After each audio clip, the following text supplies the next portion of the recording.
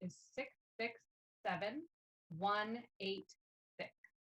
And this will be a teleconference meeting pursuant to the governor's executive order N2920. And we will be participating teleconference only. The locations are not open to the public. So with that, can we do a welcome and roll call? Thank you, Chair Case. Commissioner Killian. Yes. Commissioner Krelling. Here. Commissioner Gorney. Here. Vice Chair Belia. I'm here. And Chair Case.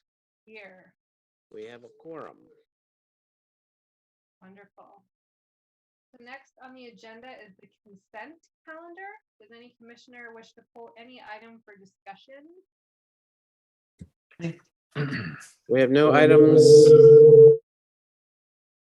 We have no items on the consent calendar, Madam Chair.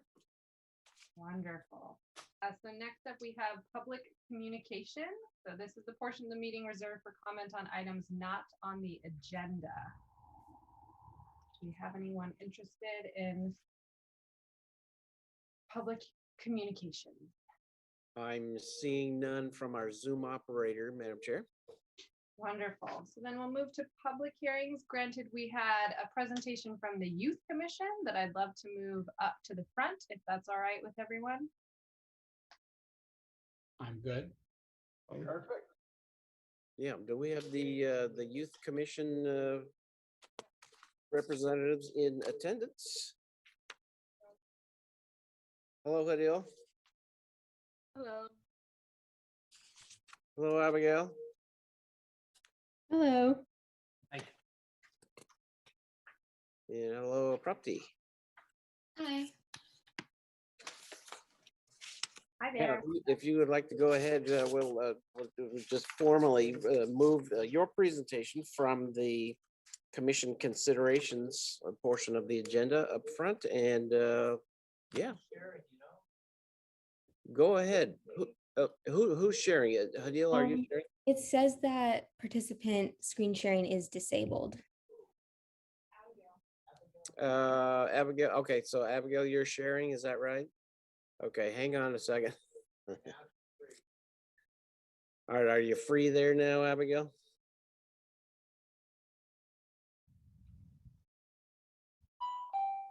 There we go. Time's up, sorry. Okay, so good evening, everyone.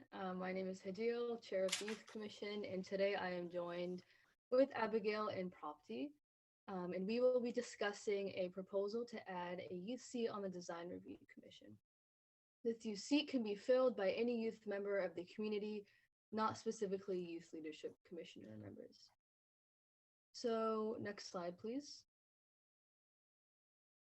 We're going to start by giving you some insight into how this project came to be, and then we'll share the reasons why we think this addition would be beneficial.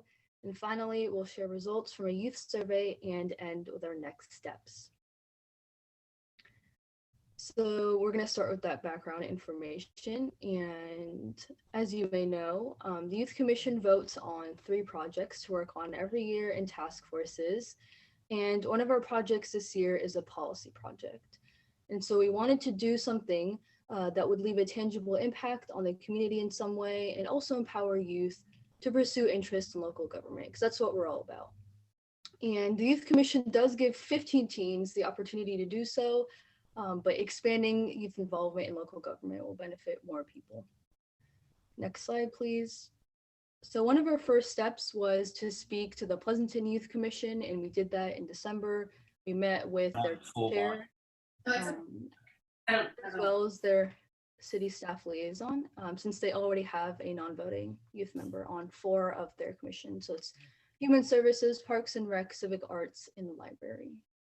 And what they did is that they introduced an ordinance to amend the city municipal code. And for Walnut Creek, there would be a report presented to council with this municipal code change proposal.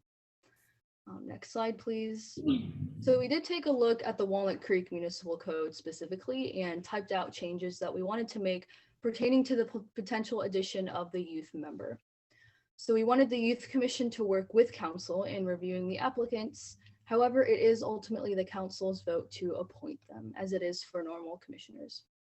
And we also wanted the youth member to have preferential voting rights, which are outlined here. And we continue to add and underline specificities for the youth member, such as the term being up to 2 years and qualifications, of course. The youth member cannot be a registered voter if they are under 18, but shall be a Walnut Creek resident. We also wanted to include a section about seat vacancy. Next slide, please. Which may be a possible scenario if there are no applications for a particular commission, or if we find the applications to not be qualified for the position. We want to look for the most qualified person who's really eager to learn. And in that case, the seat can be left vacant, or it could be filled by a youth commissioner who does meet the qualifications and who would be interested in the role. And so the municipal code, as you know, includes sections for each of the different commissions. And so this right here at the bottom is an excerpt detailing that the youth member would be at least a high school freshman at the time of their appointment. So just like the youth commission. And finally, after meeting with all of the commissions, we want to go ahead and draft that report and meet with council, hopefully sometime in June, and present the report and hopefully get it passed. Thanks, Adil. Now we're going to move on to the why portion. Next slide, please. So why should youth be given a place on the commission? Well, firstly, youth have a desire to learn about the inner workings of city government. That passion is demonstrated simply by applying for this position. We've also issued a survey to high schools in Walnut Creek, and a vast number of students said that they'd be interested or would consider getting involved in local government. And Abigail's going to get into the details of that survey in a little bit. Next, we have the career exploration and preparation aspect. There's nothing quite as valuable as hands-on experience, and that's why allowing a youth member onto this commission would be an incredible experience for the young adult, especially if they hope to choose a career in this path. Lastly, the youth member will bring a unique perspective to the table because they view Walnut Creek through a different lens. All in all, many students have done a lot of great work for the city, whether that be community service, working a job, or even running mini projects. It is for these reasons that we believe that a youth member will be well suited for a seat on the commission, considering the responsibility they've demonstrated through these activities. Next slide, please. Thank you, Propti. So as Propti mentioned earlier, in the beginning of March, we sent out a survey to many schools who have students living in Walnut Creek, such as Los Lomas, Northgate, Carondelet, and the Contra Costa School of Performing Arts, gauging their interest in this project. We would like to share some of our results with you now. The youth of Walnut Creek who filled out the form were asked to be completely honest with their responses. And to start off, we decided to ask how many students were interested in the idea of being a youth member on a commission. As seen here, 40.5% both said yes and maybe, and 19% said no. We also asked them how involved they feel in the Walnut Creek community on a scale from 1 to 5. The largest percentage of teens gave a 2, 33.3%. Based on what we personally know from our own experiences interacting with our peers and other questions in the form, it is clear that the reason teens don't feel very involved in the community is because there aren't many opportunities for them to be. Implementing a youth seat on the commissions would provide an incredibly valuable opportunity. As sophomore Isabel Sturgis said, youth do not always get many opportunities to extend their knowledge on a subcategory of local government that they are passionate about. And as sophomore Hasti Hanaris has said, I think youth bring a perspective to the commissions of Walnut Creek that may otherwise not always be taken into consideration. If I were to be given an opportunity to do something I am passionate about in my local government, I would dedicate myself to it fully. Thanks, Abigail. Now I'm going to tell you a little bit about our next steps. We plan to meet with all of the Walnut Creek commissions to present our idea. And we've actually already had a group present to the Arts Commission, and it went really well from what we've heard. Next, we have to create an official recommendation to present to council. We then plan on meeting with City Council as a whole to discuss our idea. And then lastly, we hope to enact long-lasting change in Walnut Creek by implementing this policy into our government. Next slide, please. So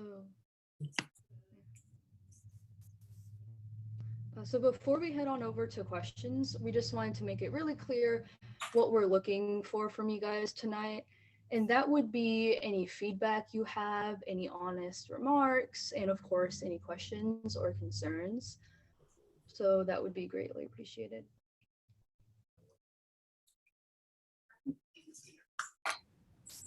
Thank you, guys. That's great. So I'll take it back to the commission. Does anyone have any questions? Joseph, you're still muted, but I can see you're intrigued.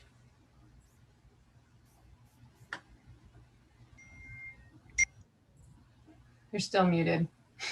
How's And that? after you get Joseph, I also have some comments. Chair. Okay. My question is, it seems like you're kind of just shotgunning this out to everybody, all the commissions. And I'm wondering, did you, maybe there's more commissions that are more suited, or there might be more interest as opposed to just saying, you know, we want to put somebody on every single commission within the city. I'm just kind of wondering how you got to this point. So it seemed like the most likely approach was to pitch our idea to all of the commissions and just kind of let you guys know what our vision is for this project. It's not a requirement, obviously. So if, you know, commission members feel like the project isn't suitable for them, then that's perfectly fine. But we just want to put it out there and we want to make our case. Sure. Commissioner Crelling, you had a question as well. Yeah, a couple questions, comments. I just out of curiosity, and you don't have to answer each of you, but I'd love to know what grade you're in and which high school you go to. Hadil? Yeah, so I'm a senior and I go to Los Lomas High School. Abigail? I'm a sophomore and I go to Carondelet High School. And Prapti? I'm a sophomore and I go to Northgate High School. Well, I'm very impressed with all of your presentation skills and your PowerPoint skills, because sometimes even in the corporate world, adults are nervous about presenting. So I'm impressed with all three of you. So thank you. Could you explain a little bit about the what you really mean by preferential voting rights? Yeah, so essentially it's kind of like what some school boards have nowadays, where the youth gives their preferential vote and their opinion of what they like would vote if they actually had full voting powers, and then that gets recorded into the minutes, I believe. Great, thank you. I'm pretty supportive of what you're doing. I think, you know, for those of you or your fellow students who are interested in giving up their personal time to work with a commission, to learn from a commission, and essentially give some of your time back to the community, I think that's great. I don't know that we have enough of that in today's world, so I think it's a great idea. I'm finally unmuted, I believe. Yes? Yeah. Okay, good. I missed it when you did the presentation. Was it a 4-year term for the person that would be, that you would put on the commission in this position? I saw it kind of went by and I didn't pay attention. Is it a 4-year term? It's a It would- 2-year. yeah. 2-year term, okay.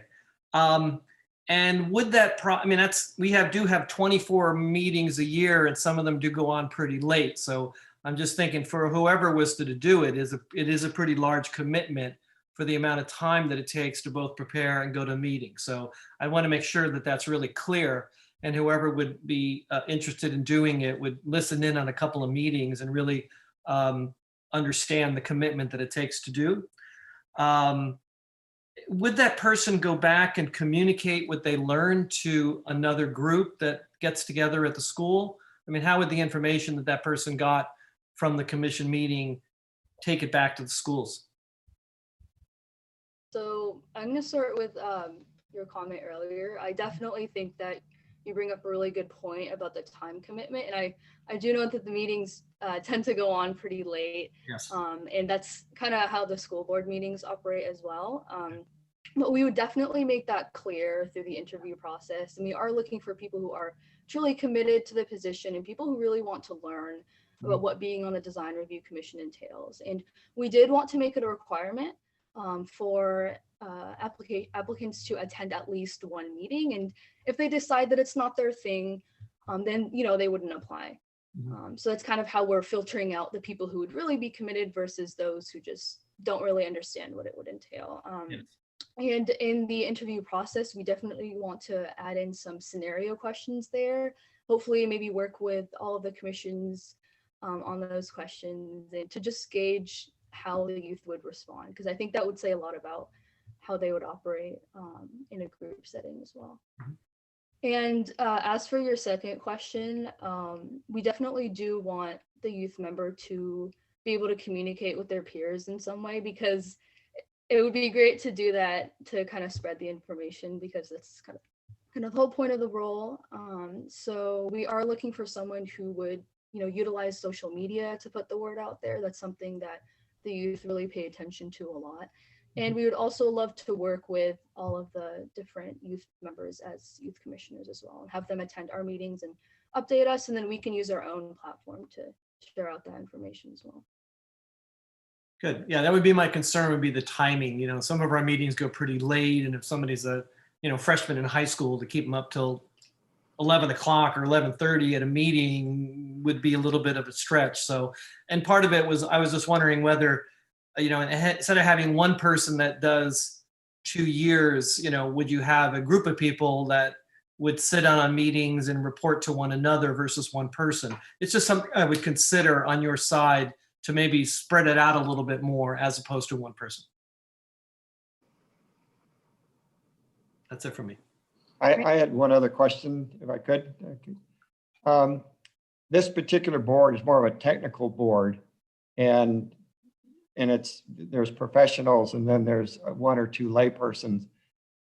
If it moved forward for this particular commission, how do you see your board doing a pre-screening so that whoever might sit with us has some background knowledge of design or knows how to read plans, or you know, so if they want to participate in this particular board, you know, to have some knowledge of construction or the economics of building. So how do you see that going?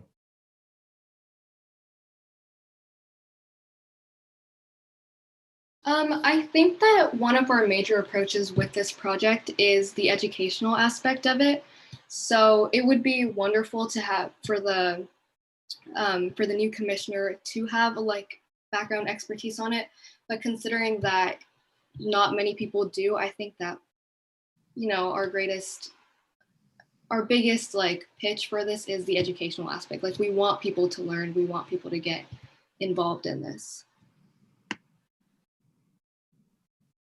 Okay. Yeah, and going off of that, design and this like type of the areas that this commission delves into isn't really something that's like taught in schools a lot, but there may be someone out there who's interested in it and they just haven't gotten a chance to like delve deeper into the subject. So This is Charles. I just add really quickly to that, because, you know, the commission is, by the ordinance, has to have at least 3 architects. One has to be a landscape architect. We're actually fortunate there's 4 architects. I'm the layperson. I'm the only non-architect on the commission. So I look at it through a somewhat different lens. But I also, and I think this would apply to a youth member, I learn quite a bit by listening to the 4 architects that are on the commission. And I think you or whoever might be a youth member would learn quite a bit just by listening. I have a question. When you put out the survey, how many people responded?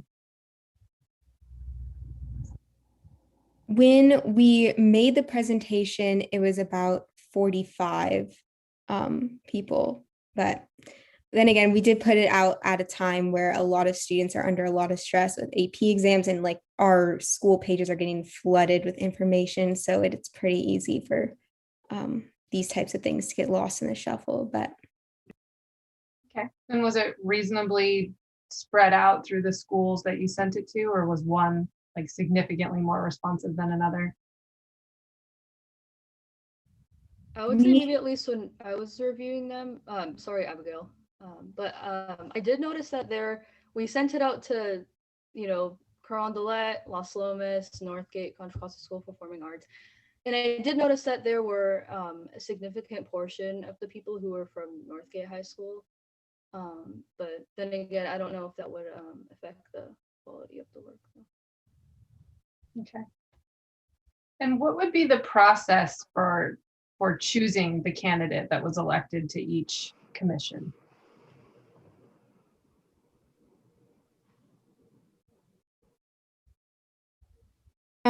So we were planning on opening applications in, I believe, like the second week of August, like a little bit after everybody gets back to school, because schools would primarily be like advertising this opportunity.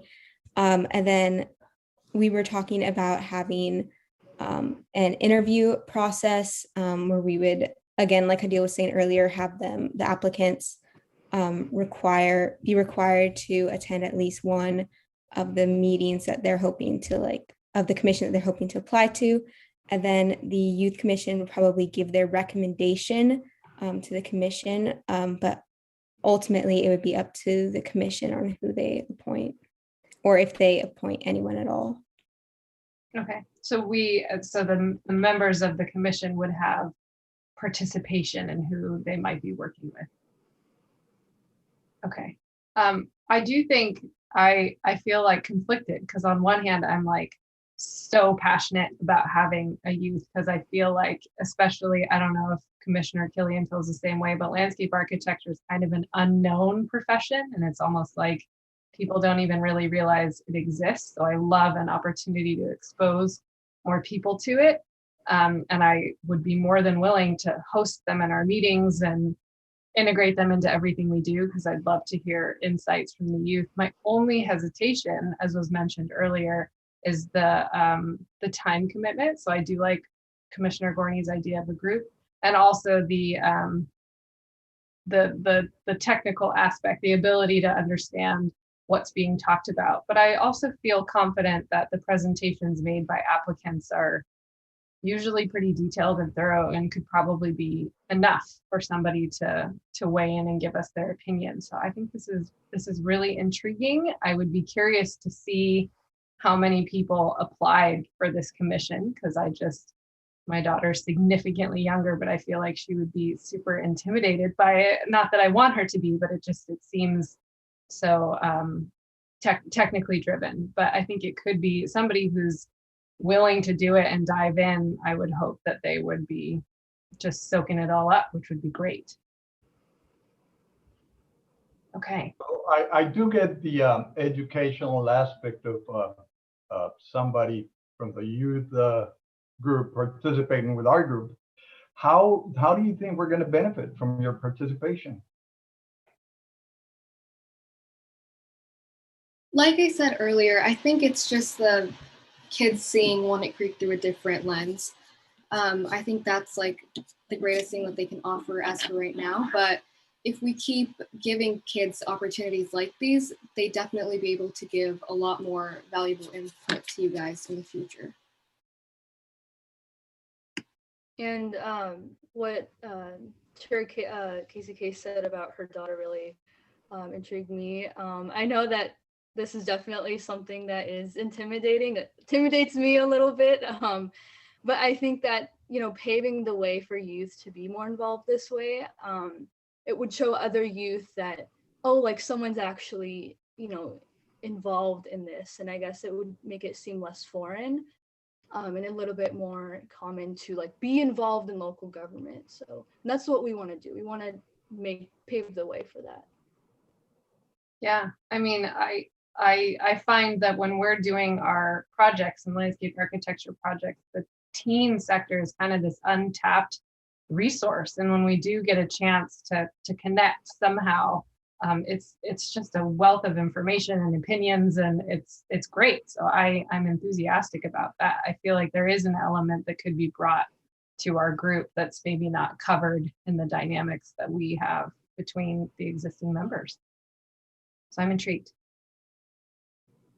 Two other things. I think it's important that this really happens after we get back into real meetings also. I think there's a lot of energy in the room when we do actual meetings in the council chambers, which I think just makes it a more interactive and there's more to learn.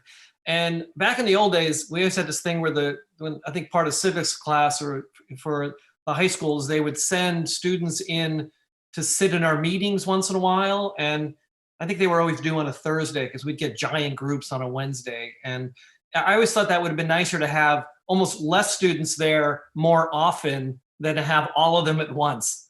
And so even if it's not a position like that, I think Los Lomos used to have an architecture class taught by somebody, and even just to get maybe the students in that class to participate, or, again, if it isn't just one person for 2 years, if it winds up being more rotating, there may be some focused group that would be good for that. So I encourage it to keep moving forward. I've said that before, and I think it'd be a nice change. It's a sitting member for 2 years coming to all of our meetings and doing all the work may be a little bit of a stretch, but I think they would not only listen into a meeting before deciding, but a couple of meetings, or at least, talk to Ken Nodder to find which meetings really have a full agenda. So they don't get one of our meetings where we have one sign and it's like, oh, that's easy, we'll do that. That has to be really a more intensive meeting so they understand what we do. I'm done. It's really great feedback. That's really great for us to consider. Thank you. Yeah, I think we really like your idea of having like a rotating bunch of youth like attending your guys' meetings, because it'll definitely give greater exposure to them. So we'll definitely keep that in mind. Good. And also potentially the idea of, instead of just having it be one person, maybe a few people, so that we're expanding the opportunity, but also, for example, if one youth member has really a pressing matter to attend to, at least there's, other people that could kind of fill them in later. So maybe that would create a better dynamic. So it's also something else to consider. And we are open to changes. We want to make this as good as it could be if every commission goes through with it. So good. We used to encourage the students when they'd come into the meeting to come up and speak. We would always ask them, to any of the students, this is your opportunity to speak. Somebody please come up and say something. And occasionally some of the students would come up and speak on the item, which I thought was a good way to participate from the public side versus being on our side. So there was a lot there.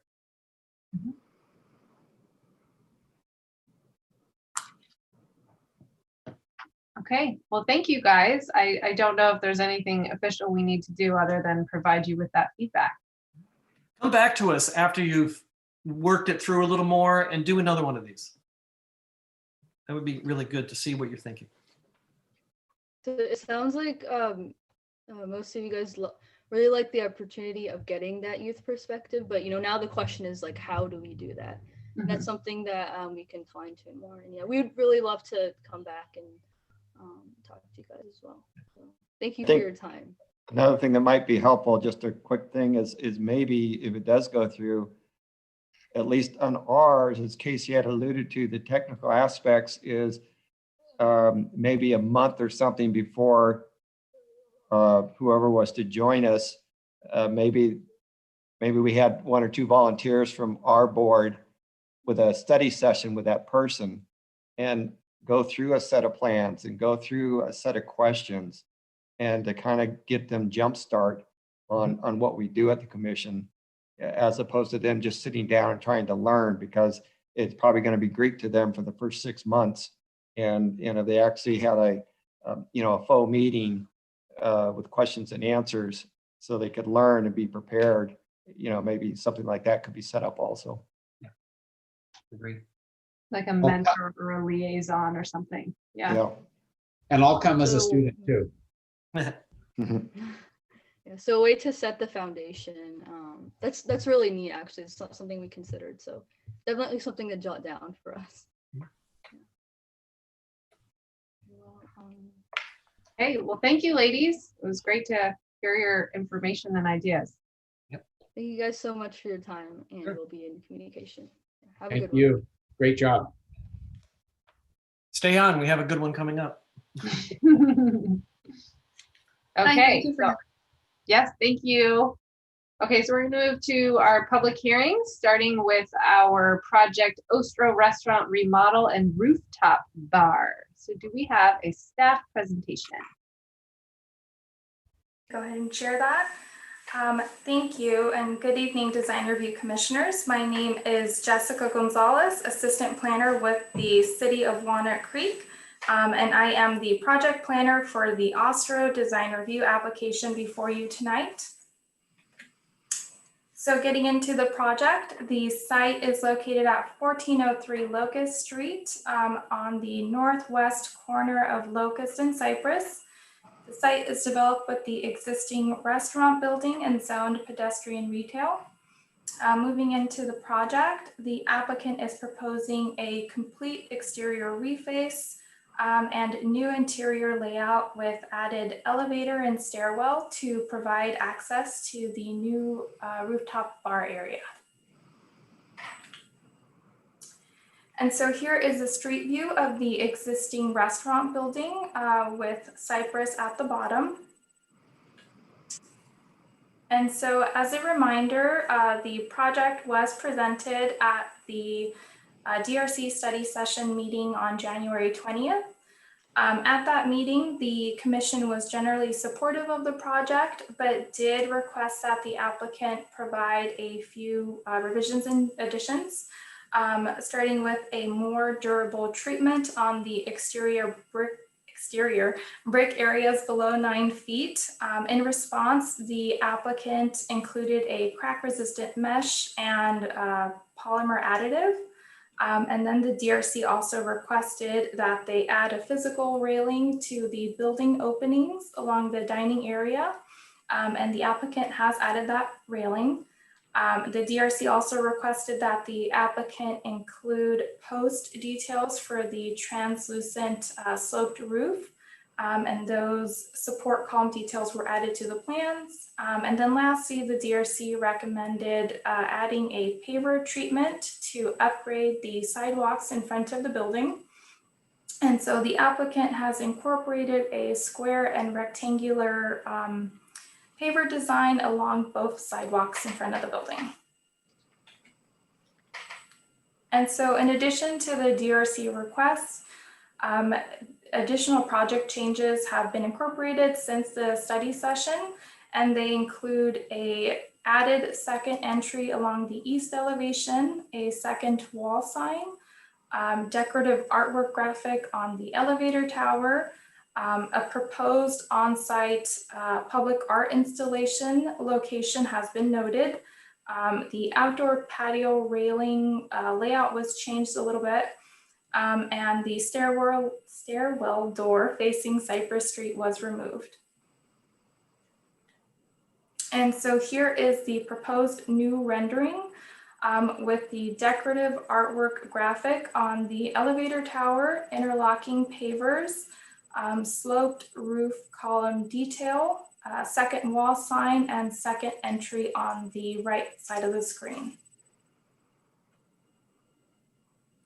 And so here is the east elevation displaying the rooftop trellis structure, cladded entry tower, and the elevator tower that now includes a decorative wall feature, which features a mosaic tile design with different tones of blue and a goddess-like maiden. And here is the south elevation displaying the sloped translucent roof system with support details. The elevation also depicts the proposed public art installation location, which is called out on the screen. And so the project now includes 2 signs. The Ostro sign was reviewed and supported at the DRC study session meeting.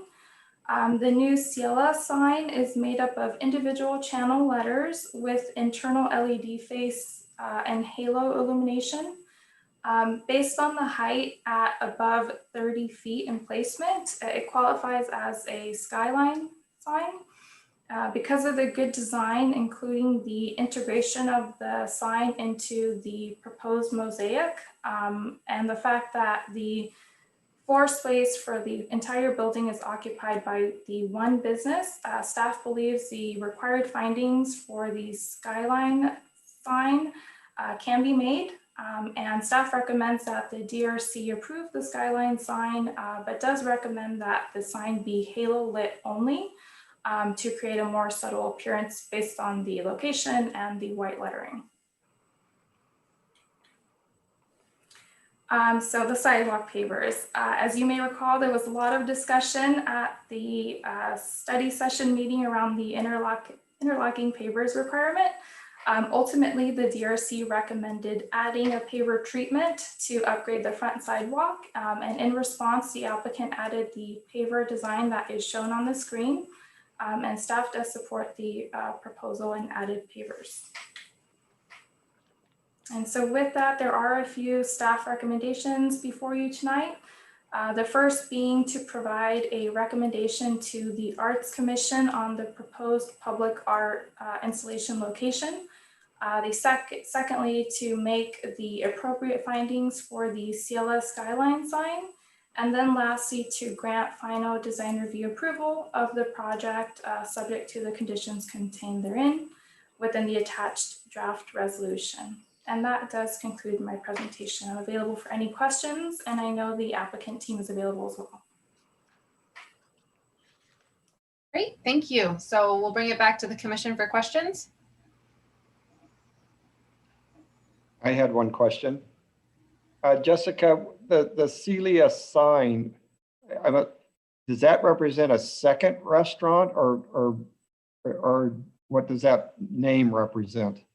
My understanding is the Ciela sign reference is part of the proposal to create kind of a separate experience on the rooftop, and that it will all be under the same ownership umbrella. So it's not necessarily a second business, it's more of them just creating a second rooftop experience that they want to differentiate from Ostro. So if I were to go to just the rooftop, it would be known as the Celia room or something like that? Is that the goal or?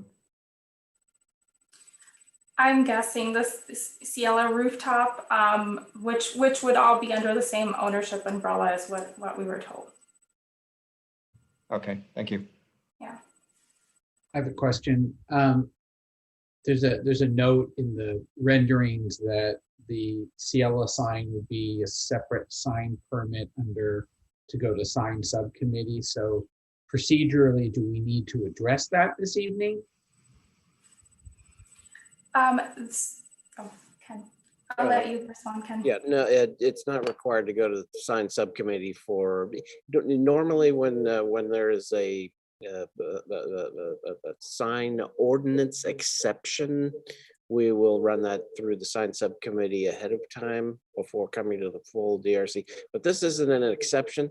It's an allowance to exceed the 25-foot height limit, which can be determined by the full commission upon making some findings. So procedurally, we're good to go here. Okay, so maybe that's something that the applicant put in the page as opposed to something we said. Okay. Then do you know, Jessica, did we get any sort of like a narrative from the applicant discussing why they, talking formally why they want to put that second sign up? Yeah, they did provide that. It kind of goes along with what I mentioned, where they're wanting to create a separate experience and kind of refer to that rooftop area as something that's a little different from the ground floor restaurant. That's pretty much the response we were given. Okay, thank you. So Jessica, what are the other sides of the elevator tower? I mean, one is that Ciela sign with the tile, and then the other sides are, what material are the other sides? Oh, you mean the blue sides that are not, that don't have the mosaic tile feature on the east? Right. I think it's just stucco. It's scored stucco that has that integral indigo color on it. There are no, from my understanding, there are no tiles proposed on the other sides of the elevator tower. Just the east face with that mosaic design.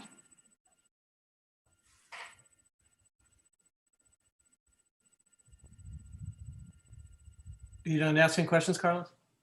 Carlos? Okay. No, you're- I'm good. I'm good. Okay. One question, Jessica, are they with both signs within their sign amount allowances as far as square footage? Yeah, the signs are relatively small. I think the yellow one is about under 8 square feet. Mhm. And then the Austro one, I don't know, just go back to it. The Austro sign is 8.55 square feet and the Cielo sign is 7 square feet. So yeah, they are within their Well, sign allowance. okay. Okay, thank you. Yeah. And when you say the sign, it's just the lettering, right? Yes. Is it possible to demonstrate to us, like, so it's exceeding the 25-foot height, and maybe I missed it, but where would that be? Like, how far above and beyond it are we going? Is there somewhere that I can see that or understand that study? Yeah, let me go ahead and share screen again.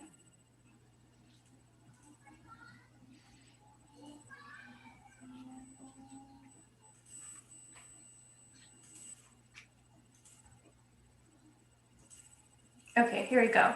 So the Cielo sign is about 12 inches in height, and the bottom of the sign is at 30 feet. So it'll be about 31, maybe 31 and a half feet in height. Okay, thank you. Yeah. Does that approval go with the property, and if in 10 years it became some other use, do they automatically get that, or do they have to take their new sign through a new approval? If it Yeah, changed hands? Yeah, a new sign would require a new approval. This isn't under a sign program, so it's tied to the architecture that's approved tonight. That's good.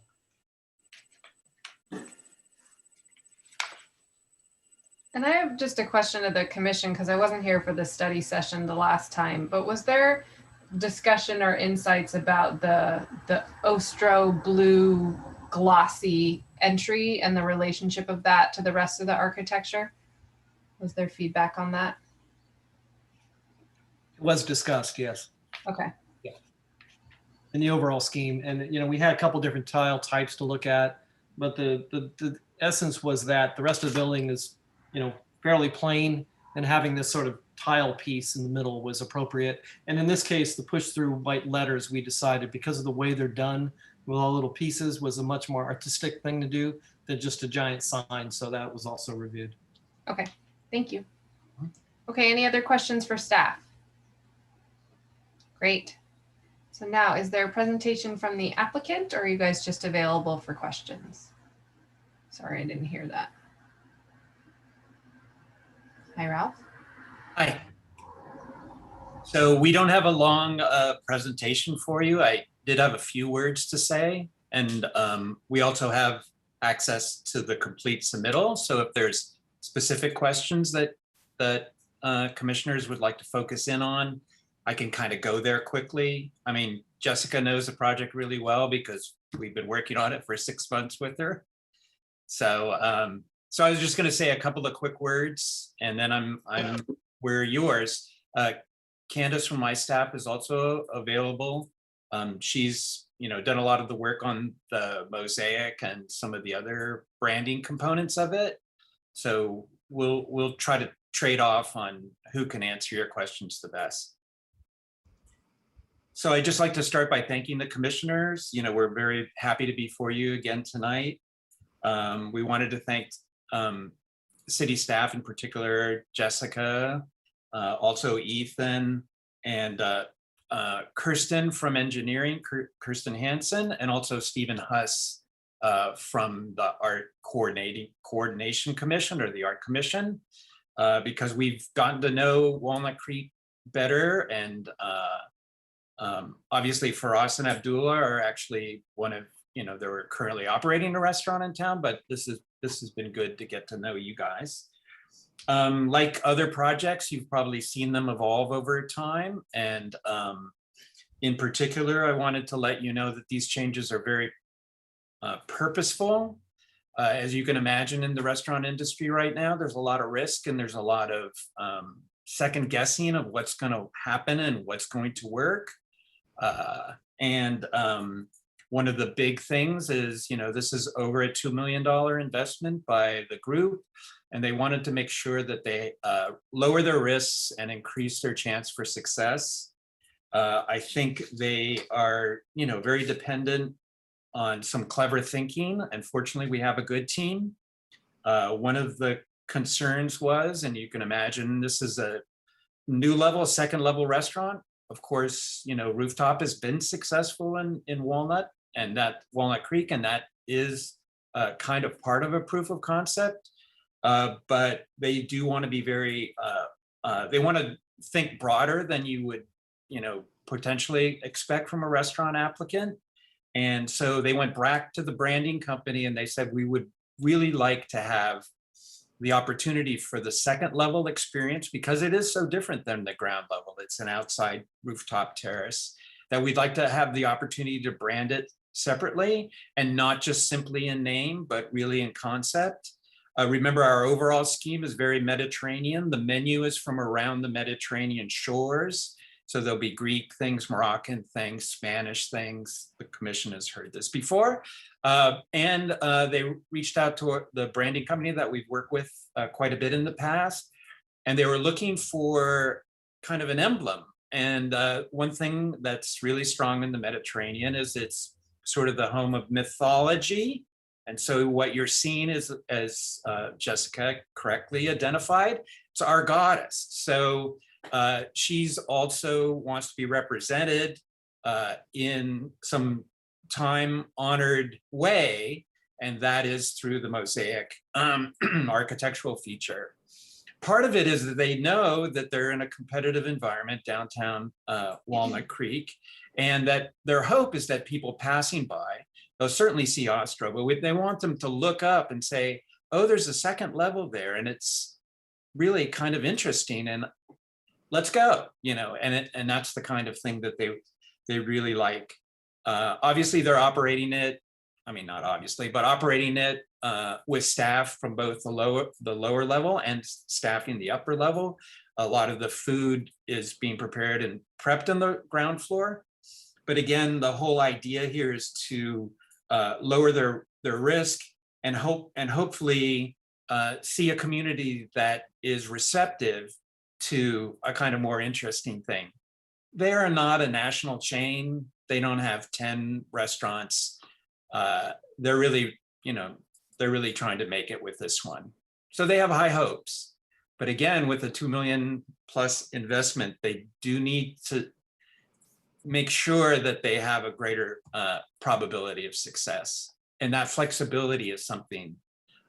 Certainly the second level is very good for special events, and they hope to sell it well in that way, but they also need to activate it on the off nights when things aren't exactly going smashing. And so that's kind of where that comes from. We are also very strongly involved with the Art in Public Places program. We've identified an artist that we feel very strongly. She's a mosaic artist, Colette Crutcher, and we plan to, and we've been talking to Stephen Huss in relationship. Fortunately, they know each other and she's a known quantity. We think the location that we've identified on the plans is a really strong one. And the tie-in is that she's also a mosaic artist, although she's not bound by the brand direction. She's excited about it. And so we're we're very positive and we're very excited. So I don't want to go on too long. So I'm going to finish up and let you guys ask whatever questions you have or anything that we can share with you. Great, thank you. So questions, Commissioner, of our applicant. Ralph, I got a question, and it's just curiosity. So the mural extends from the top all the way to the first floor. Is that going to be visible from outside? I mean, is that window enough to see? It's a beautiful mural. Yeah, so this is a little bit of the reveal, and I think working with the branding company, we've kind of put it together. The goddess on the roof is someone you want to get to, but to get to her, you have to go inside. You have to be welcomed, and if you see the design on the inside, it's kind of a connector that takes you up the stairs to the upper level. So it is a little bit of a tease, you know. It's not everything revealed at once, but right. I think that's exciting. Yeah, you can tell it's a whole piece. I mean, if you see it by portions. Yeah. Yeah.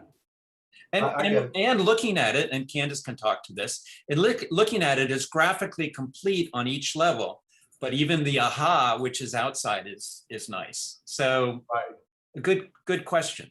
Thank you. Yeah, that was the aha I was thinking of. I mean, yeah, if you had a chance to complete the whole picture from the outside. Yeah, it's a good question. Great. Anyone? Commissioner Gorney. I got a couple questions. On that metal roof in the front, you're showing it sloping up and then it slopes down in the back. Are you just doing like a long cricket or scupper across the back and some giant drain in there to take that water? So well, it's going both ways. So it's going, and we have internal downspouts, so that's going internally. But you are correct, Commissioner, that it's going both ways. It'll drain to the north to a downspout and to the south to a downspout. Not going to be out over the sidewalk, right? That's key. No. Okay, the mosaic is on the front, and then the sides are blue stucco, right? Correct. Stair tower. My experience with dark colored stucco is that it fades really badly. There's a couple buildings down in San Diego, one done by a developer that's done work in town, and it just, the colors fade really badly. Now your mosaic's not going to fade, but integral stucco could. Are you confident that colored integral stucco is going to keep that blue color over time? So again, that's our hope. And you know, we're using a national stucco company that has a reputation for, you know, for a quality product. We are, you know, I understand what you're saying. The integral color stucco can look washed out and faded over time. It partly has to do with the exposure. So the exposure on the east is actually the mural. So our hope is that has some longevity. The exposure on the south is actually to our terrace area, and it's above that. And then the west side is, you know, obviously we want it still to look great, but it actually faces the lower roof. And on the north side, we are facing our immediately adjacent neighbor and also the office building. But again, on the north side, it'll have exposure, but not year round. Okay. You know, worst case scenario, and we have to paint it. I mean, I can hear Frost grumbling already, even though he isn't on this call, saying, "Oh, shoot, I got to paint it already after, you know, 5 years." But that is a potential. So I have to ask this because you kind of brought it up. All right, I want to get up there to see the goddess, and I go through the restaurant, I go through the whole experience. I get up there, I can't see her from anywhere on the upper deck. Was there ever a concern just to take some of the mosaic and wrap it down the side a little bit, almost like just so that there's a tail or some pixie dust that continues that way, so when you're upstairs you get some experience of her? I mean, I really was almost wishing she was turned sideways so that you could see her from up above. Yeah, I follow what you're saying. You know, fortunately, Candace and the team, the interior design team, is really strong, and that upper level experience is still getting developed. We also have a very strong lighting design team that's part of our group. And so the reveal on the upper level is not, is a different experience, and that's why we're trying to draw you up there. They will name it. Obviously, it'll appear, you know, part of the logo and the branding will appear on menus and other things. So there is an echo there. I can hear what you're saying, that you'd like to, you know, you're going all the way up there. You want to see the Oracle when you get there, right? You climbed all the way up the mountain. You want to see her. You know, perhaps the staff will be so attractive. We'll all be gods up there. I don't know. I'm making this stuff. I don't have anything to do with hiring. But what I'm saying is, it will be a fully branded experience on the upper level. So look for more mosaics as part of the interior experience on that upper lobby, etc. Because of what you're doing structurally, it seems like the front of the stair tower is like flush with the front of the steel beams that hold up the retractable trellis. Everything's in the same line, right? Have you been talking to my structural engineer I was already? wondering whether the stair tower could be brought forward a little bit so they're out of plane with one another a little bit. It just seems like having that thing just flush in there, it just seems like that piece would have more oomph if it came forward a little bit. Just a question, if that's so part of the challenge is that we like the so the interior of the front portion of the building now has a truss ceiling that runs through. It's not trusses, but you know, a gable that runs all the way through, and we're interrupting it with the stairs. So we actually have some head height issues that we have to pay attention to. In addition, we do have a budget. So the second level is being supported by steel that's being put in the locations that are generally efficient, cost efficient. By moving it out of the way, by moving it forward, we would either have to cantilever it or something. And remember, we're enclosing an elevator, so there's some clearance issues on the upper level and the bottom. I understand what you're saying. It would be, you know, again, we might have some control in relationship to the location of the actual overhang of the awning, because that is a feature that hangs on the beams that are running east and west. Yeah. So we can entertain that, Commissioner. It's certainly something that will. You mean like it should have a fourth column along that wall because it sort of ends into the stair tower, but that's yours. I'm not going to worry about that. And the elevator height is established, right? It is. It's not. You guys aren't going to come back and say you need an extra foot on this thing, right? I mean, the elevator height is. No, we've selected an elevator company. It happens to be Otis, but it doesn't really matter that that's the case. And you know, our staff, actually Ryan, who's probably on the call too, he's our local, he's our new elevator expert. He knows way more about elevators than he ever thought he'd have to learn. So yeah, we have an override that is sufficient. And we also have there's a mini pit. It's not very deep. And then there's an elevator room, of course, inside. As long as it's like, I just don't want to hear it's getting tall. If we're going to put a sign on it that's above the height restriction and then we're asking for another foot or two, that's a lot. So I just want to make sure. Yeah, no, we've got shop drawings for the elevator already and priced it. So we're pretty confident. If we changed manufacturer, we don't expect to do, but if we change manufacturers, that could be an issue. But right now the override is correct. Okay. Last question. Good question. Sign type on Ciela. You were looking for a halo lit. No, you were looking for a type of sign. Staff wants a different type of sign, right? Are you okay with the change in the type of sign because that's what we try to do downtown, or is there any idea of doing the push through like the other one? I'm just kind of curious as to what. Yeah, I think we're happy to tone down the amount of light through the front, but I don't think the halo letter will work. Only halos. And part of it is that it does have to, imagine that you guys know Walnut Creek very well. Imagine you're at night, you're across the street. I forgot the restaurant across the street, and you're looking up. You really need to see this thing. I mean, we don't want a beacon, but we do want you to see it. Now we're gonna light the mosaic very well. And again, Razika, our lighting designer, has given us some ideas on how that might happen. But we do need the sign. We need to be able to read Ciela. And I'm afraid just with halo letters, it might not be enough. Okay, so you're proposing pan channel letters that are backlit? So both halo lit and facelit. And facelit, okay. Yeah. I just want to give you a chance to respond to that. Thank you. Yeah. Thank you. Other questions? A couple of questions. Great. I guess staying with the sign Ciela, where does it come from? Is it Greek mythology? Is that the name of this goddess, or what does it represent? Yeah, so we went through a little naming exercise, and what we were really hoping to get is first a female name, because we want to kind of balance it. Ostro feels a little bit more male, so we wanted to have this, balance. Ciela is sort of sky in a number of languages, and also not moon, but the night sky. So she is the goddess of the night. I mean, you won't specifically find that. I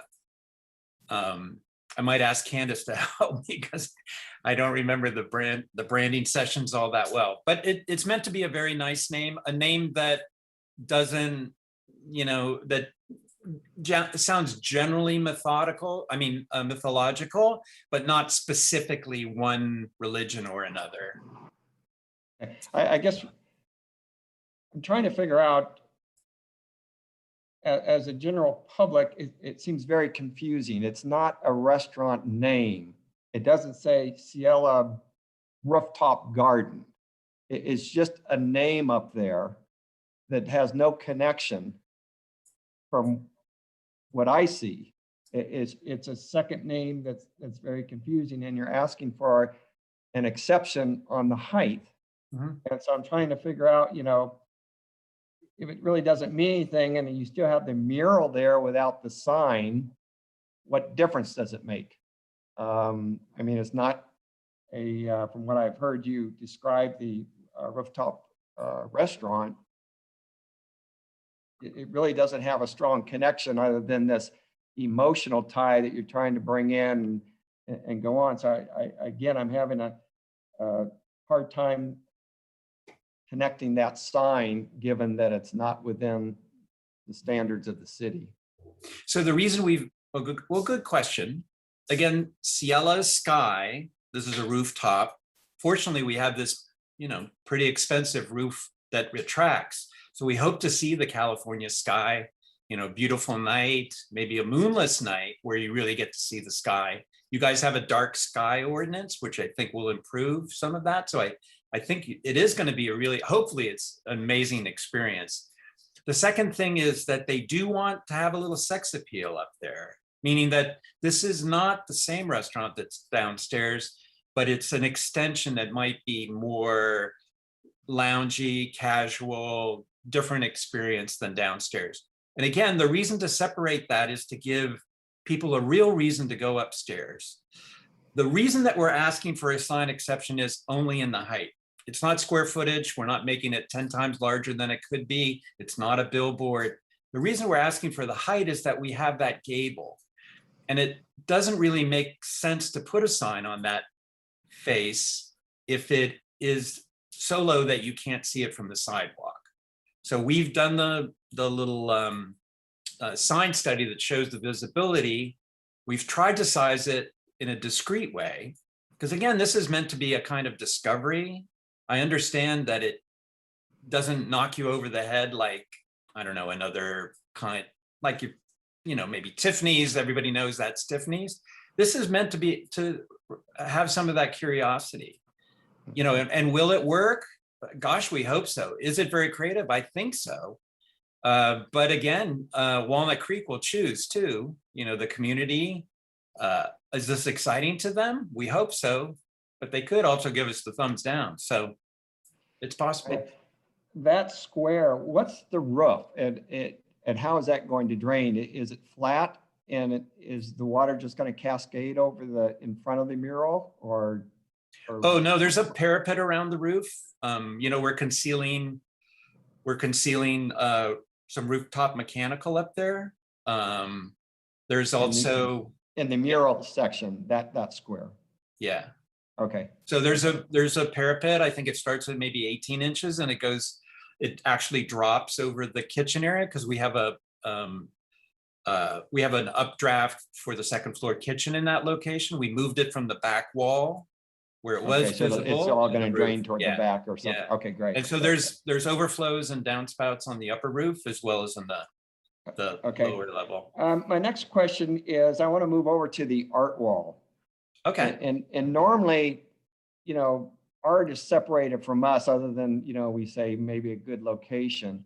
But in this particular case, that wall is very important. It's a whole third of the elevation along Cypress. Yes. And just to leave it open to art, I'm a little bit uncomfortable with that. Do you have you seen any examples of what art is there? Because I think it in this particular case, it really needs to tie in with your architecture and colors.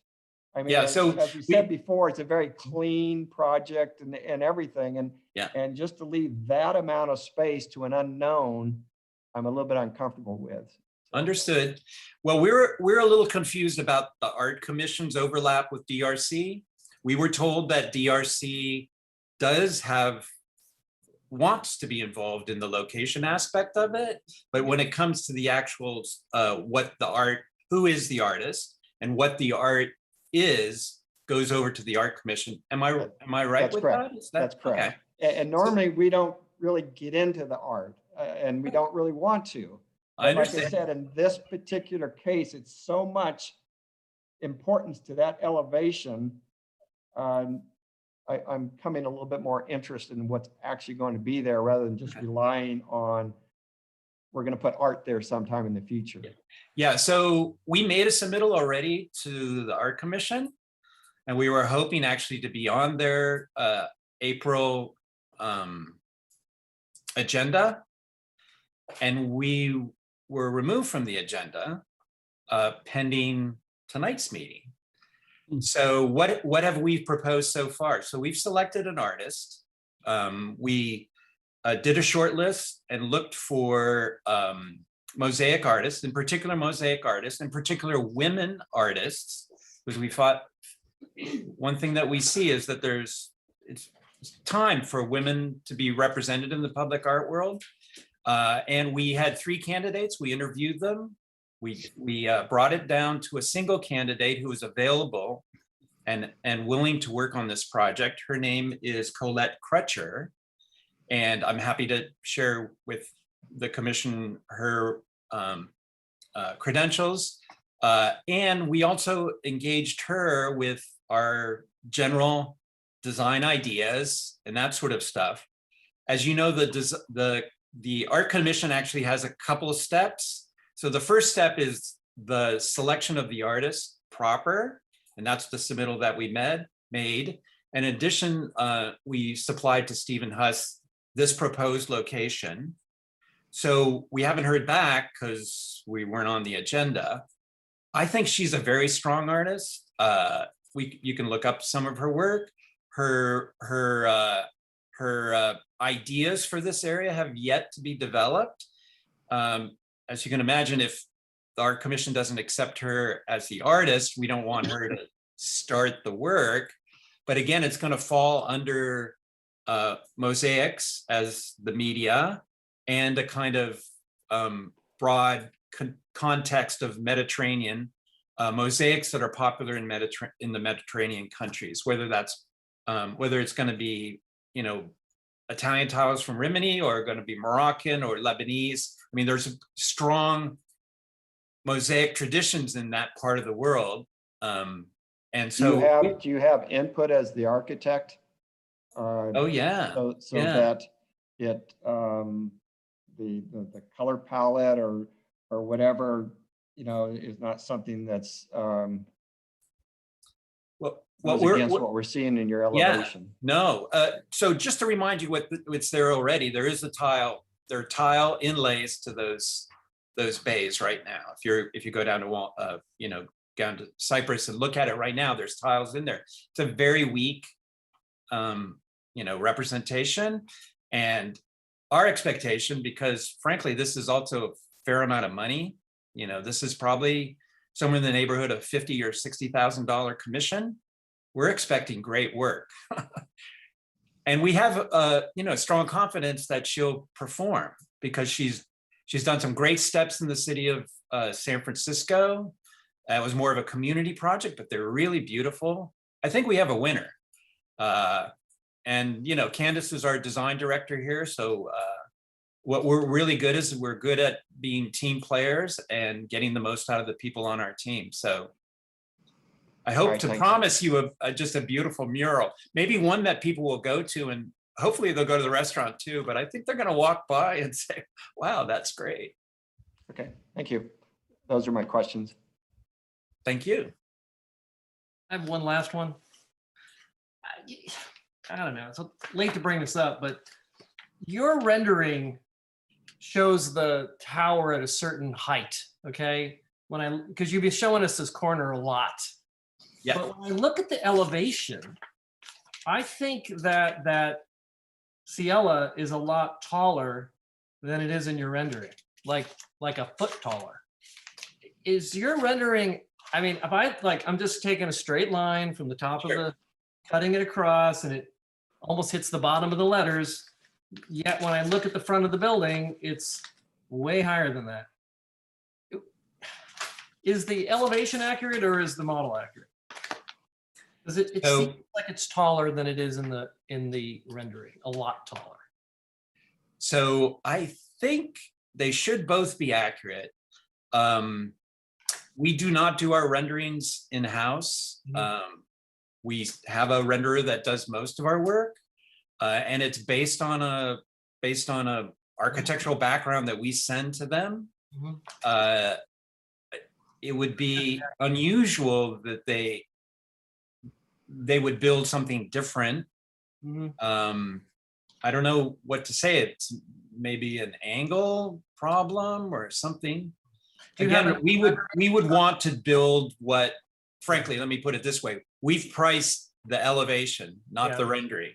So that's the square footage of material that we're planning to use. And we're already involved with the tile company that creates these more unique tile things. But so I don't know, Commissioner, is there some way? Do you have another rendering you've done from another corner? I mean, do you see it, any of them done from like looking the other way? Because I gotta say, I know there's a little space between the view and the building next to it. And I'm looking at this long wall. I see the building next to it dotted in, but there's a space in between. And I'm gonna be looking at a big blue wall. It just seems from the other angle, it's not particularly aesthetic. So we're not, so your question is, what does it look like from the north side? Either direction, yeah. Yeah. So we have an elevation of that side. I don't think Yeah, I we saw have the a elevation. rendering. That's what scared me. That when I put the two elevations together and I see how tall it is on that corner, it seems a little awkward to me. So we're not quite sure, to be fair, we're not quite sure what's happening with the building to our north, if it will be a low rise plaza piece forever, or will there be some kind of development that moves there? Again, that we don't want to ignore that side. So I think we've tried to add some pattern with so currently, if you remember, it's brick the whole way. It's brick the whole way. And of course, it's only one story, and it's really a section through the gable. That's all we see. So yes, we're putting a second floor on it, and that may be increasing the drabness of that side. But our hope is that the mural, the angle of the mural from that side, and also the new treatment of the second level gives some differentiation. If you have a suggestion, we're happy to, work further on it, maybe bring it back to staff. I may want to do that. We'll see what the other commissioners think. Okay. I certainly see what you're saying now that you pointed out, Commissioner Gorney. And you have an eagle eye there. I have a question about what happens at the top, the roof level of the the blue tiled vestibule. So if I'm standing on the roof at the edge and I'm looking out over the blue tiled element, what will I see? So we have a flat roof up there. It's no longer the gable that runs through now. So it'll be a flat roof. We're generally using a cool roof system. We do control the color of that, but we generally want to use a cool roof system on all the flat roofs, the upper levels, as well as the ones to the back. That's a good question. Commissioner, one really beautiful thing about being up there is that the view toward the east is a mountain view. Mm-hmm. I forget what your peak is there, but you can actually see it. So, again, the short end view will be of the roof. So it will be the roof, the gable, mostly gable roof, or the gable roof. And then over the entryway will be a flat roof, again, with a cool roof. Perhaps we can begin to adjust the color of the final cap sheet of that roof so that it more nearly matches the color that we're using on the metal roof. And we're happy to have that as a condition. But one thing about being on the roof is you're going to see roofs, other roofs, probably other people's roofs who aren't as pretty, like the cheesecake places. I think I had a concern about, like leaf litter and stuff being up there in the fall, and it just kind of wrecking the goddess ambiance. Well, I don't know if I can promise staff to climb out there. It's probably an OSHA deal, but again, our clients are operating the roof to encourage people to go there. So I think they're going to want to keep it as tidy as possible, but very good point. I think I wasn't available for the January 20th one. And so the blue vestibule, to me, while I like that it's creating a jewel to the entry, I like the gabled bit. And so to completely disappear from that. And so that's what got me thinking about it. I was like, oh, but what do they do up here? So I'm a little late to the ball game, but Well, we missed you on that meeting, but we're glad to have you now. I really like the character of the rest of it. And I do understand how it's creating that entry space. And I actually like how you're branding the two experiences differently, because I would feel as though they're a different experience if I arrived and had been expecting to be on the roof and was placed on the street level. I'd be like, oh man, or like vice versa, right? So I think we run that problem. If Ciela sold out, I don't know, people, but having that choice is really good. Well, thanks for that support. Yeah, so I understand that. But as far as the public art, I was concerned about how vulnerable we were in that situation as well. But I do think if you guys are participating in it and it's a consideration for the unification there, I feel a little more comfortable. So I did want to ask though, being as there's some concern about the height, do you think there's opportunity to reduce the height of the Ciela signage wall element? To reduce the overall height of the elevator tower, or simply to move down unfortunately, it really doesn't work. When we got some pushback on the overall height, we examined it, and so during the discussions with this idea and the branding company of separating the two ideas, one of them was to create a separate entrance on the ground floor, super branded. And we thought, that's really not very nice, because then it does look like a side-by-side. What is this restaurant, or whatever? With the branding pushed back, I think it's more respectful to the street.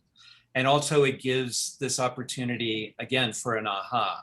Because if you expose everything at the beginning, there's not much motivation to, oh, that looks nice, oh, great.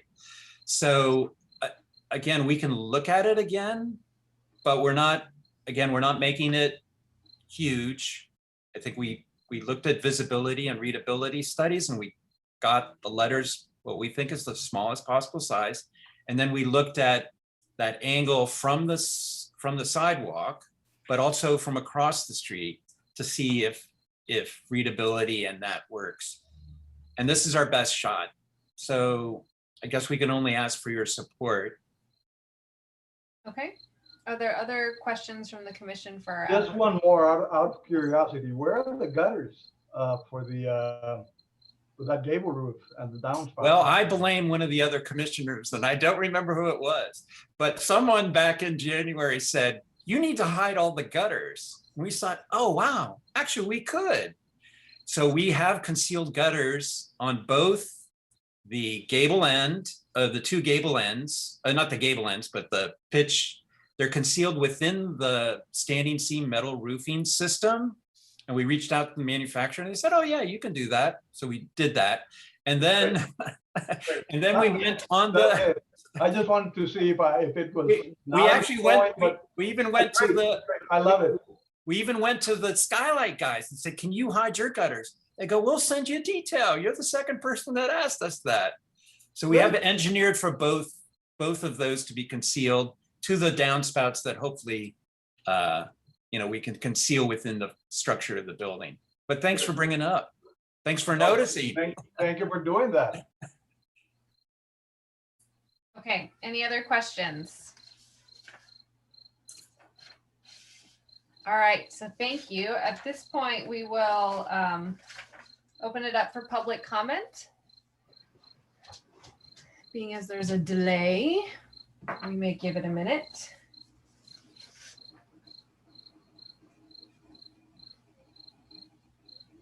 And Casey, while you're doing that, I'll mention, I don't think it was in the staff report. There's been a lot of discussion about the skyline sign. Skyline signs are recommended by the design review guidelines to be halo lit. So that is a guideline. I just wanted to mention that. There's also another guideline that says signs should not have two types of illumination, the face lit and backlit and gooseneck lamps, so all of that together. So that's also a guideline. I'll just throw that out.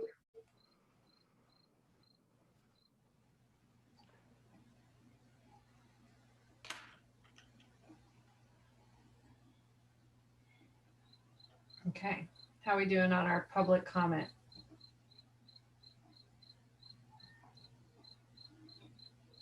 Looks like nobody.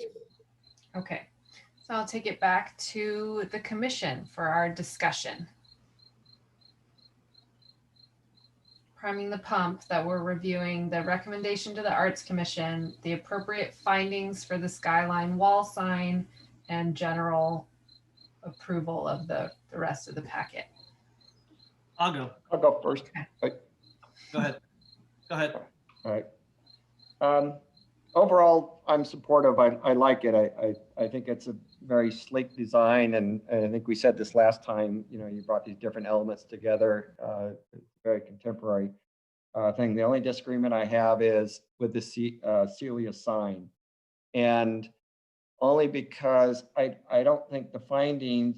What I hear is more of the architect's emotional of what it wants to be, but even in his own explanation, the restaurant interior, the rooftop really has nothing to do with that. It's a different atmosphere. So I think the mural by itself could stand alone, and it could satisfy the emotional, whatever it is. But I'm against that sign up there, mainly for upholding the city standards, that it doesn't belong. And I don't think there's good enough reason.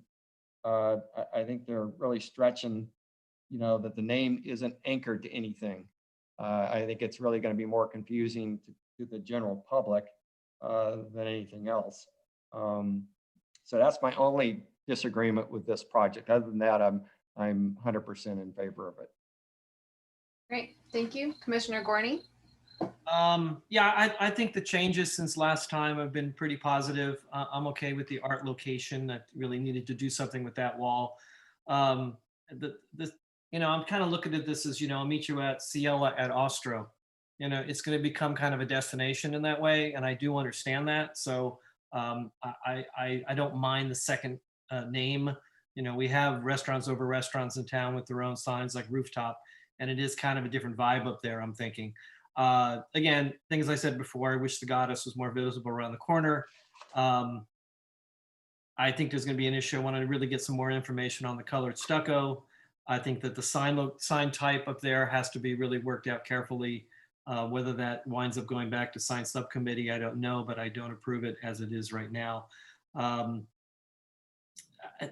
You know, the scale of that part still has me a little concerned. And just really what you're going to see as you come around the corner. And I think a lot of it's going to be hidden, but by the way, by the sloped roof in front of it. But when I look at the scale of it in this elevation, at this rendering we're looking at versus the elevation, it looks a lot bigger in elevation.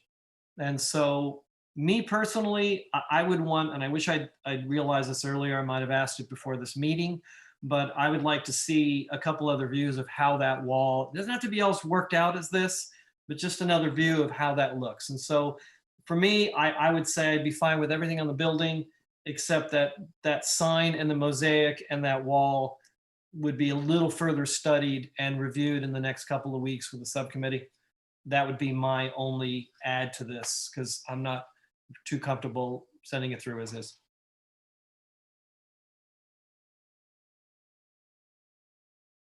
That's it. Okay.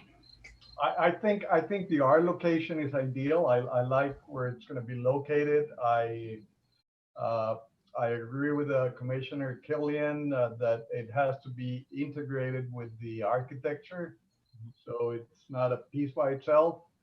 The Ciela sign, it's, to be honest, it doesn't bother me at all. I mean, I find the Ciela and the mural as part of the same thing.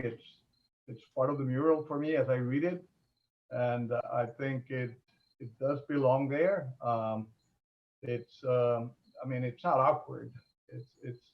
I think it adds to the building. It adds to the branding of the building, which is what you're looking for, and it stands very well with the mural. So I like the building. Commissioner Crowley? Sure. Overall, I think this is, a great, wonderful investment in a part of downtown that sorely needs this kind of investment. So I think from an economic viability impact, this is wonderful. I'm okay with the public art location. I think, and again, we don't have any formal input per se on the art, but boy, if it doesn't have a lot of blues in it, it might stand out and really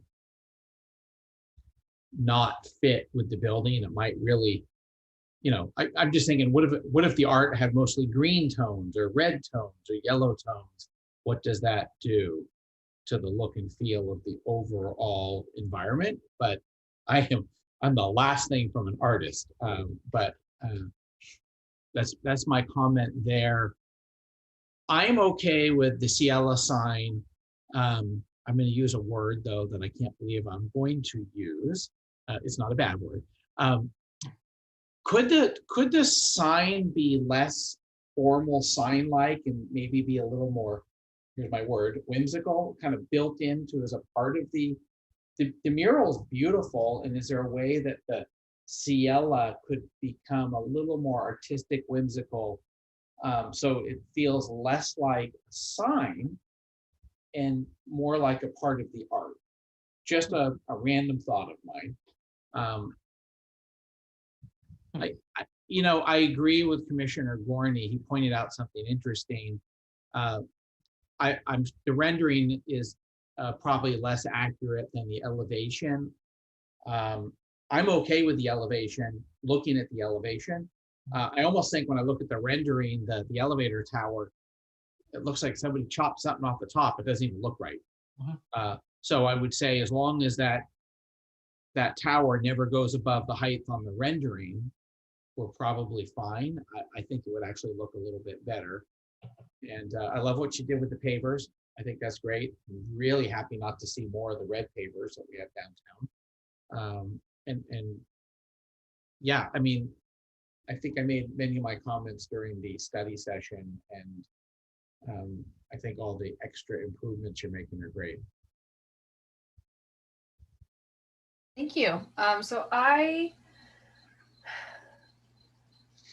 I feel as though the Ciela sign is potentially creating a challenge, but I do visually not mind it. I think that, I know on that corner 1380 is going to be a significant structure. And I imagine that, if we continue to see housing go in around the downtown area, that it will be raising things.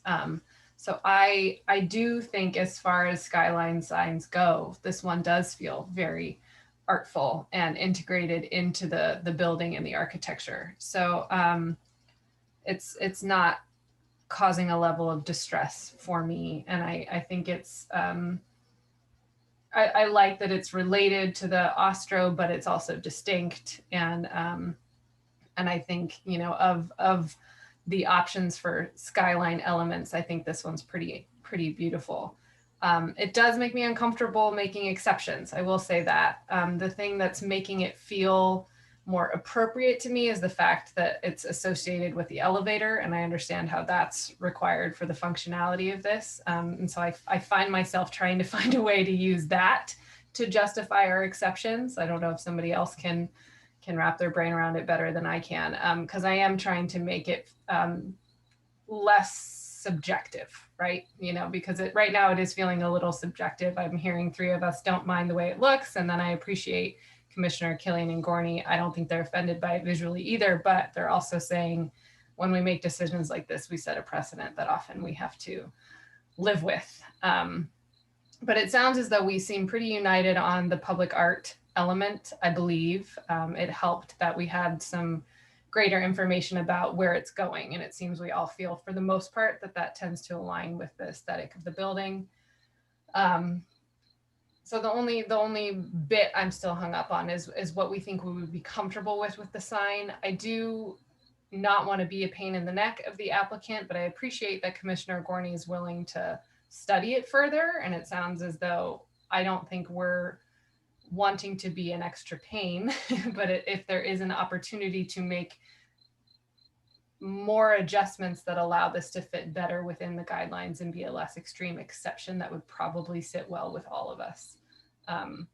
But I don't know if it's clear how that can be done and if we're just setting you guys up for a struggle, which is certainly not our intent. I did like Commissioner Krelling's idea about integrating it into the mosaic in some way. It's going to be lit anyway. Just a thought. Mm-hmm. Mm-hmm. So if you're willing, Commissioner Gorney, I'd love to hear if you had an idea of a motion for what potentially that subcommittee might look like, and then that could be where we go, or if that feels, like too much, it may just end up not being what we do. How does that feel? I don't want to stretch this out much further. I just, I would put a motion in to approve the project as it is, as we have it here, and as the motion goes regarding the signage, with some of the additions that, the elevator tower, is reviewed a little more deeply by a subcommittee of two that's willing to meet within the next 2 to 3 weeks in person at City Hall, if we can do that, or again in a Zoom meeting without delay. And then also that there's some indication that the blue and the stucco is going to be something that is going to, stand over time. Really, that's it. Just so that the scale of the mosaic front and the stucco sides, to see it from a different angle from across the street or from the other side, just to be sure that we feel that the proportions are right and that the model is correct. And if we can't, I just think there needs to be a little bit more information for me to really support it at that point. I think we'll get there, but I'd like to see it from the other side. Right now, there's just not enough information. So I'd like to approve it as it is with within the next 3 weeks, 2 to 3 weeks, a further study of the corner from another angle to understand how the mosaic and the scale of that wall is going to work. Nothing else really I see in there as being important. Okay, I think that's reasonable. Does anyone have a second? Yeah, I'll second that. And also, would it be appropriate? We're kind of sticking our nose in the art commission, but is there a way to forward our concerns to them that, well, we're not in the art business on this particular project, you know, some sort of a suggestion that it is important to work with the architecture?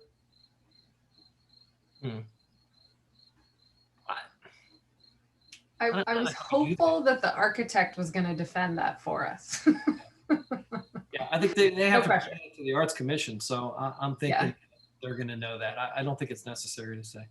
Sorry, it just, as long as it doesn't look a Target sign like the Target art. You never know. Yeah. Got blamed for that. That's all I can do. I can't see how to word that. Sorry, Brian. Okay, so I heard we had a motion and a second. I'm going to stick with it. Yes. All right, Commissioner Killian, your second, you're still going to go ahead and second Yes, yes, I am. Commissioner Gorney's motion, okay. Thanks.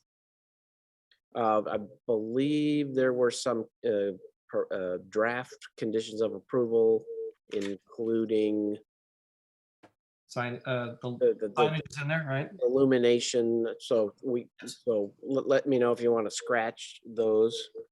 No. No, I think those should be reviewed in the subcommittee as well, because if that changes, I think that may have an impact on it. Yes. Gotcha. All right, we have a motion and a second. Commissioner Gorney, Yes.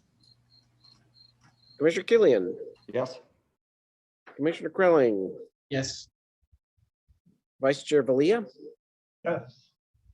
and Chair Case. Yes. Motion carries unanimously. Anybody want to join me on a subcommittee for this? I'm happy to. Okay, good. Charles and I will do it. Great. My suggestion would be that we do something fairly soon with the applicant, just to kind of talk about what we want to see and do, so you're not doing a bunch of stuff unless you heard some of it in the meeting. So as soon as possible, we'll do that. We'll get that set up. Okay. Thank you. Great, thank you. Okay, so I do want to ask, does anyone need a quick 3-minute bio break before we move to the next item, or are we good to go? Yeah, that'd be good. Okay, can we Thank take you. a 3-minute break? We'll be back at 8:42. Thank you. Great, Okay. thank you.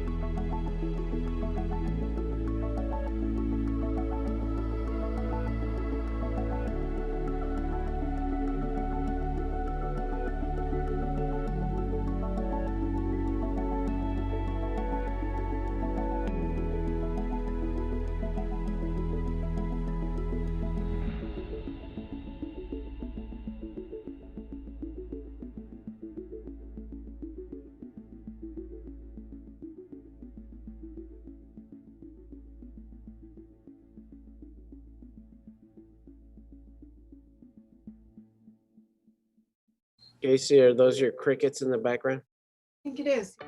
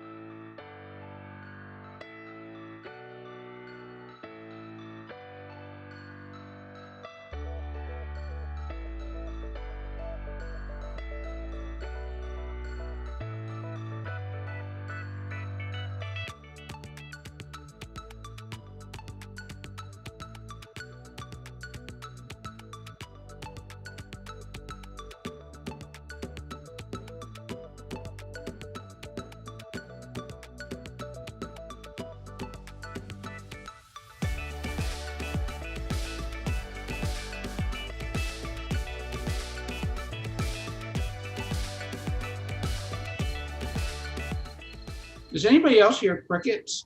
It's In the me. I gotta background? mute. No, is that from outside your house? That's awesome. Can you do something about that, Casey? You know what, Casey, you may want to reread the public Okay. access information just for the heck of it. Okay. Yes. So if you are joining us via Zoom, you can access us at the ID number 934-3160-1769. And the login password is 667186. That is our Zoom ID. And right now we are moving back into our public hearing for the Ignacio Center Master Sign Program Sign Ordinance Exception. And Simmer is going to give us a presentation and I'm going to mute my crickets. Let me load the presentation and then we'll begin.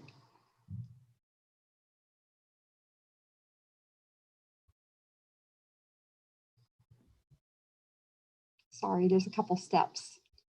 Good evening, Commissioners. My name is Simmer Gill, Assistant Planner with the City of Walnut Creek, and we are here tonight to discuss the proposed Ignacio Center Master Sign Program Design Review Application Number Y20-048.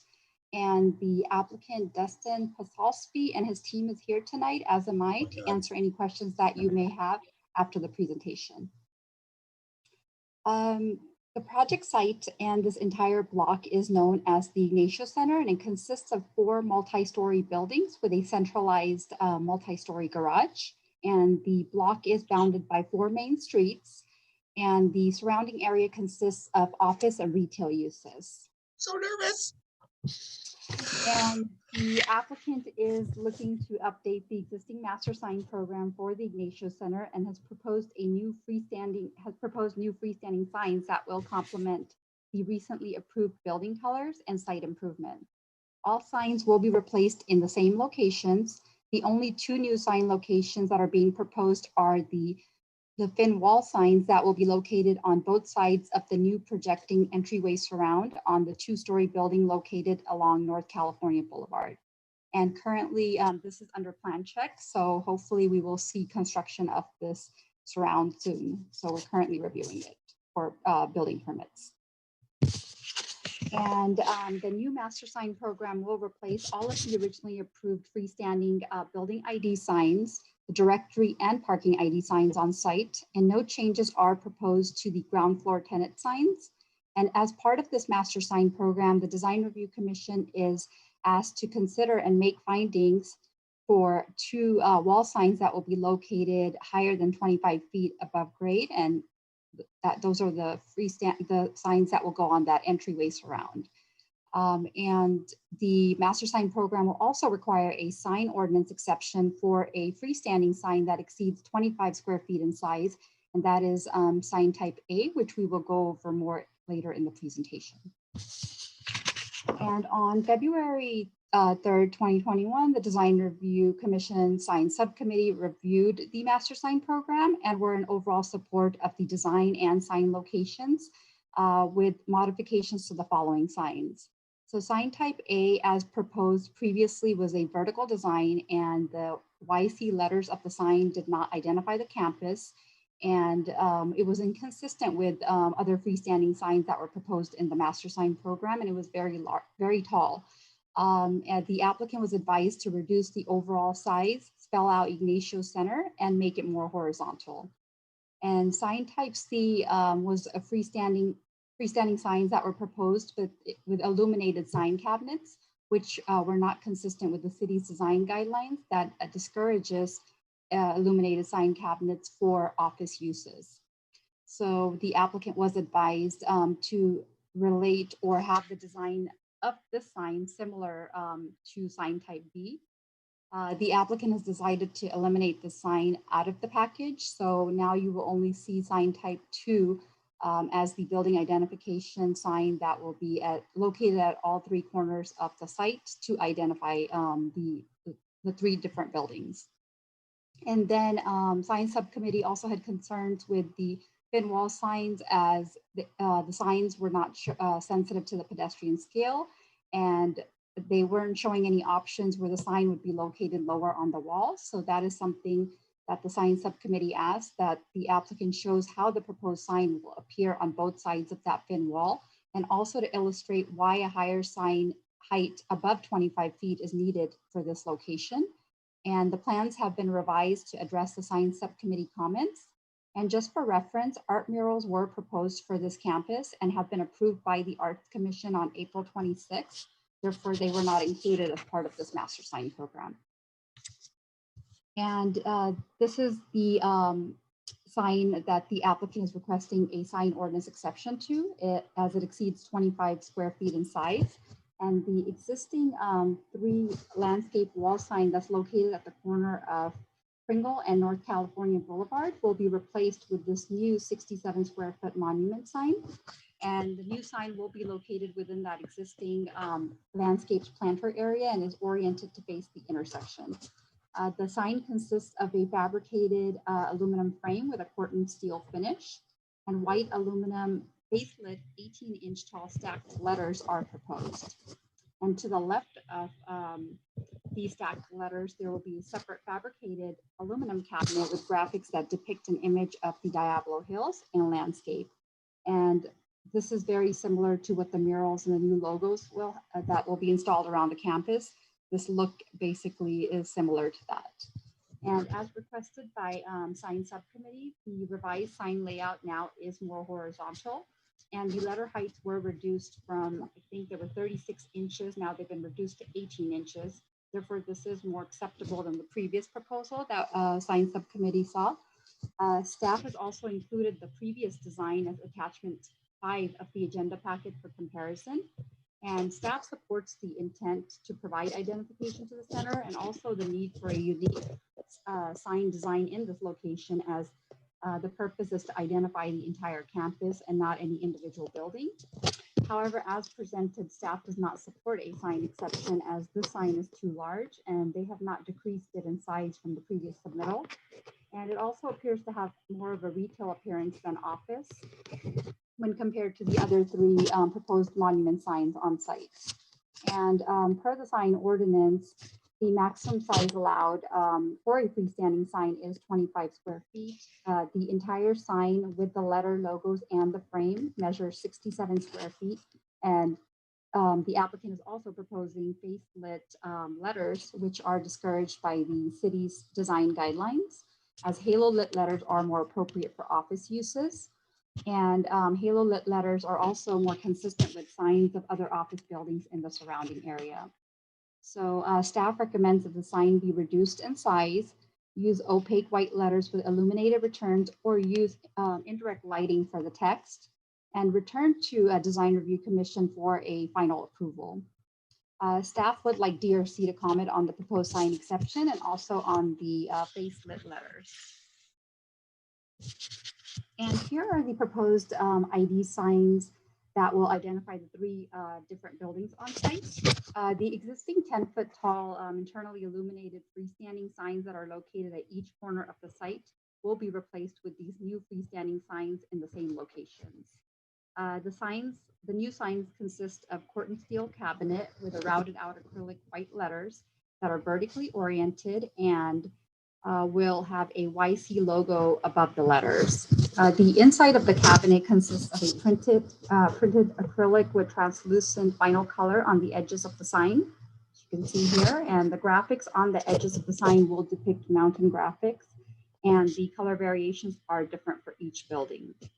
The push-through letters, logos, and edges of the sign will be the only area that's illuminated, and the signs do match the height and locations of the existing freestanding signs on site.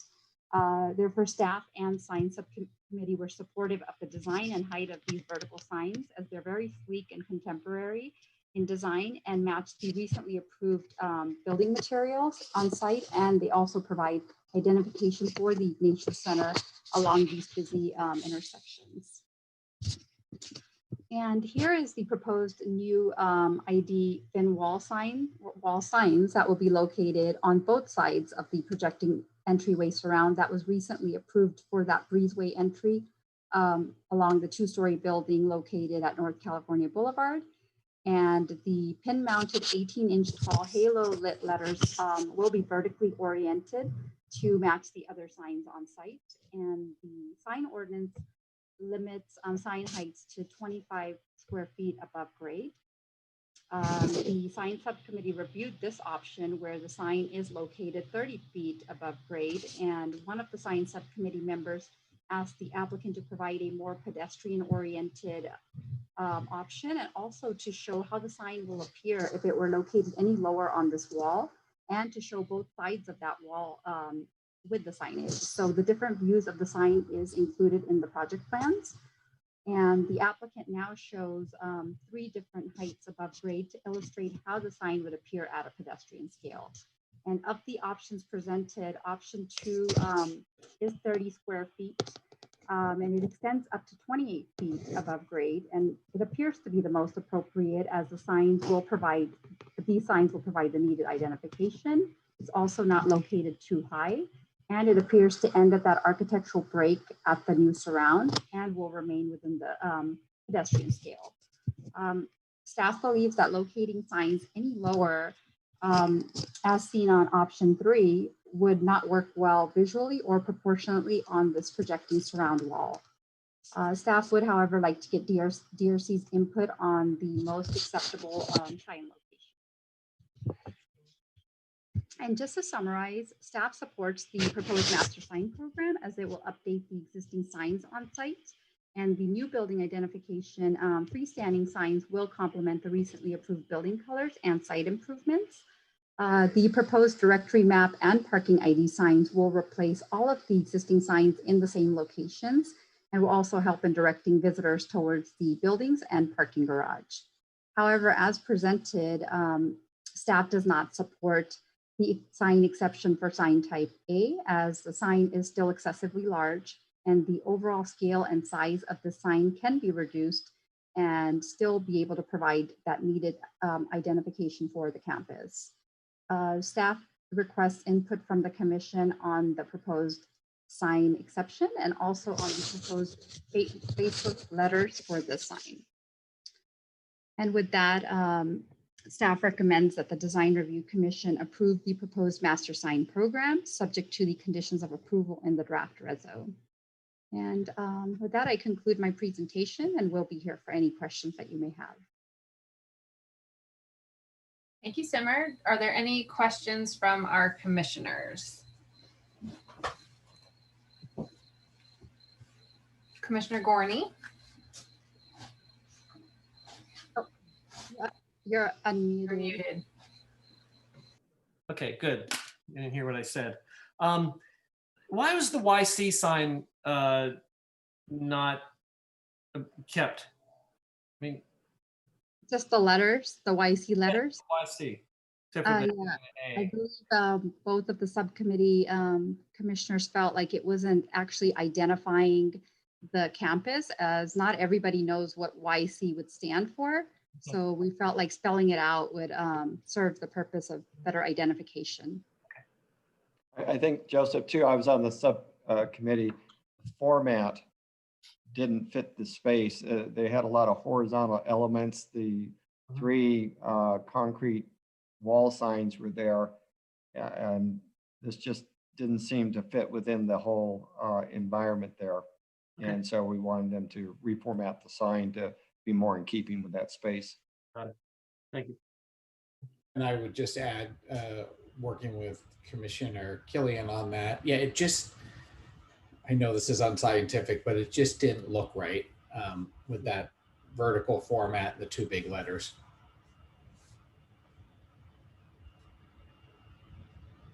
Okay, any other questions of staff? Okay, seeing none, is there a presentation from the applicant? And I can share the screen and pull up the presentation for the applicant.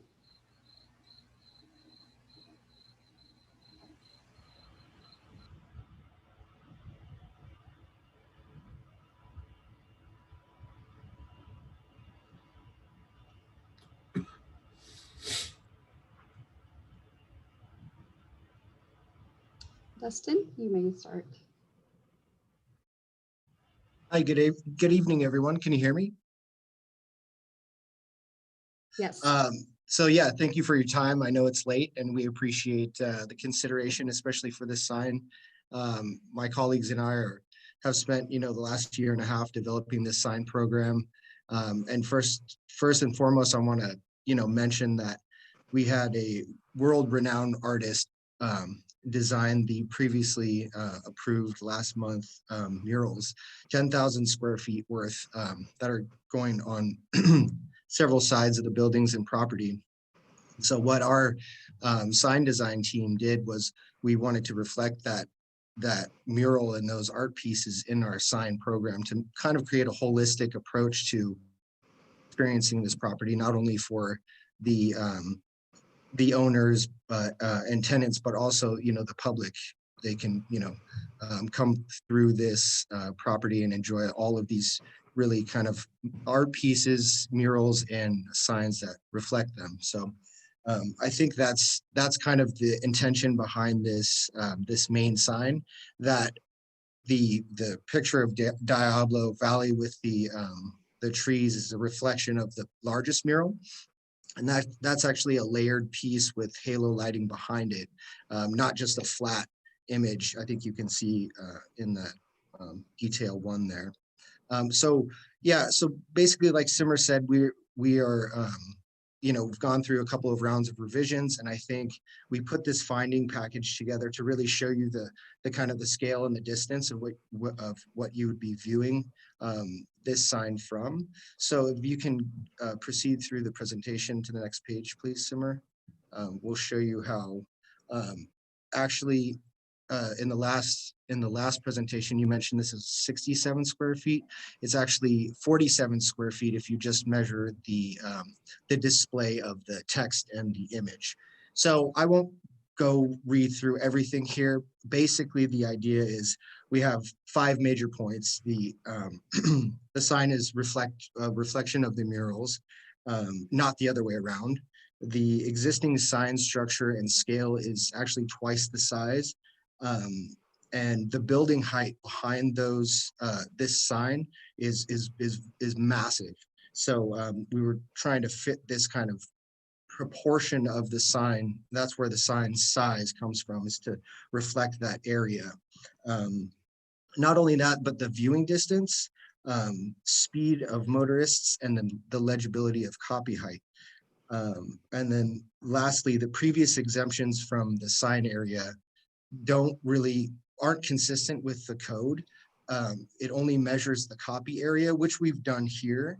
But if you read the code, and we'll get to the last page, it actually mentions that the sign area should be measured basically all of the display area text and anything that that text is on, delineating it from its background. So you can go to the next page. I've put together, this is kind of a detail 4 here. You can see the scale of the newly proposed sign against the existing structures. And though, you know, the structure is larger than the sign we're proposing, the letters are the only square foot area that was measured, but those walls were specifically built to display that text with metal panels, offset spacers, and uplighting behind that to really create that whole feeling of that structure in the space. So if you go to the next page, you can see the the kind of direct approach from one of 2 oncoming lanes of that area. And you can see those 3 structures, how small they are, not only from this distance, but in relative scale to the buildings behind. So if you can go to the next page, Simmer, you can see the other approach is actually, if you're stopped at this light, which would be the easiest way to view that sign, it's actually blocked by the column supporting the BART rail. So, and I put together a study. This is kind of a consistent standard that we use in the sign industry to determine the sign or letter height of a sign in different scenarios of distance of view, readability, speed of motorists, and pedestrians. So if you go to the next page here, it's a little bit better of a visual. So you can see this is a calculator that we use. If you're walking near the sign and you're 200 feet away, a 20-inch letter is recommended. If you go by the letter size, and obviously this would be the maximum viewing distance, right? By letter size, an 18-inch letter is best viewed by 180 feet. And so those parking or those views that you saw in those last 2 slides were actually 200 plus feet away. And then lastly, if you're then moving from or not even stopped going through the intersection, that speed limit on that street is 35 miles per hour. So at that speed, it's recommended a 17.8 inch height high letter. So this is just, like I say, a calculator we use. And then Simmer, if you could go to the next page, we have, so this is from 100 feet away in the center of the intersection. This shows the size of the sign relative to the existing area. And you can see how it's not, we don't think it's oversized. And so in order to fit within the recommended 25 square feet that is written in the code, we've put together another viewing angle from on the next page with the smaller sign. So you can see actually how it nearly disappears from half of the maximum viewing distance. Motorists going the opposite direction wouldn't have a straight on view of this. And then if you go to the next page, it'll show the 2 signs together. So you can get an idea of the difference. And then lastly, this is the existing master sign program. And I've kind of just pointed out, I've included the code here that states how it is preferred to measure the sign area. And I've highlighted there, I think the biggest point is together with any frame or material or color forming an integral part of the display or used to differentiate such sign from the background against which it is placed. And so if you actually measure those structures as signs, the total square foot area is 72 square feet. And Simmer and I tried to find the narrative of how these findings came to be and how this was actually approved. And we couldn't find anything, but I think the main point is that this was approved to be larger. And I think it's pretty evident why, because it fills the space.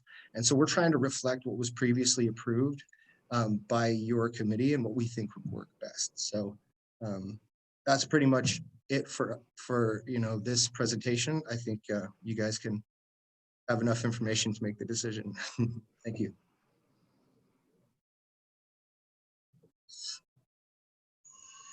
All right, okay. Thank you. So any questioners of or questions of the applicant from our commissioners? Yeah, Charles. Dustin, the new sign, those letters are floating, is that correct? There's nothing behind them?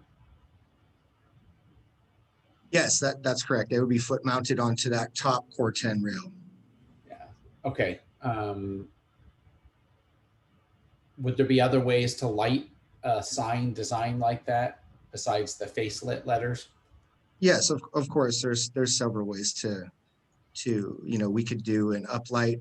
I know that in the last presentation, it was mentioned that, 2 forms of illumination are frowned upon, but we do have, some projects we've done an uplighting wash on the face of an opaque letter, which gives it a gradient from light to dark, and then a return lit halo, which looks quite nice. There's also an edge illumination that would just be on the backside and edge. And then lastly, just a return lit. So you have the thickness of the letter, which I think is proposed is about 4 inches, and it would just be a perforated return with internal lights that would just basically make the whole edge, the return of that letter glow. Okay, so essentially you could do halo or the equivalent of halo even with these floating base mounted letters. That is possible. That's correct, yes. Thank you. Some questions, Casey? Commissioner Killian, do you have a question? Yes. That corner sign, now, the way you're showing it, the 3 existing horizontal concrete, they're going to be removed? Correct, yes. Okay. What are you doing with that area around it? Have we seen what goes there? The landscape architect will design the landscape around our sign. So we're proposing just basically to keep it as is, other than remove those structures, fit our sign into that area, and then they would build a plan around it. Okay, because I think some of your graphics, when you're trying to show the difference between the 2 size signs, is a little bit misleading in that if you had the landscaping designed with a sign that could highlight your sign and bring attention to it, that would make all the difference in the world, rather than as you're trying to portray it, it's this dark sign kind of in this dark corner that you're not going to see. So again, I don't remember, or maybe we haven't seen it, what's happening with the landscape, but again, maybe that would have a bearing on your sign that we're missing here, that might change some things. So, I think maybe we're missing a piece here as it relates to your sign.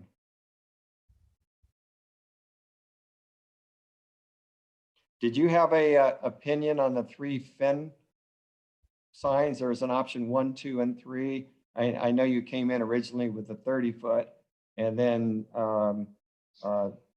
staff was recommending, I think it was option 2, where the sign ended at the top part of the horizontal banding there. Yeah, our preference would be to go with the originally proposed option, and it's mostly because if you look at how the space from the top of the letters to the edge of the fin, bottom of the letters to the bottom of the fin, and then the end of the copy to the height of the wall, it not only is even all the way around, but then the top of the text ends at the building facade line. And that was developed by the architect. So, we support that decision, of course. And I think secondly, the option would be to the 28 foot height. I think, like Simmer said, the 25, it just looks a little, it looks too low. Okay, thank you. I have a couple of questions.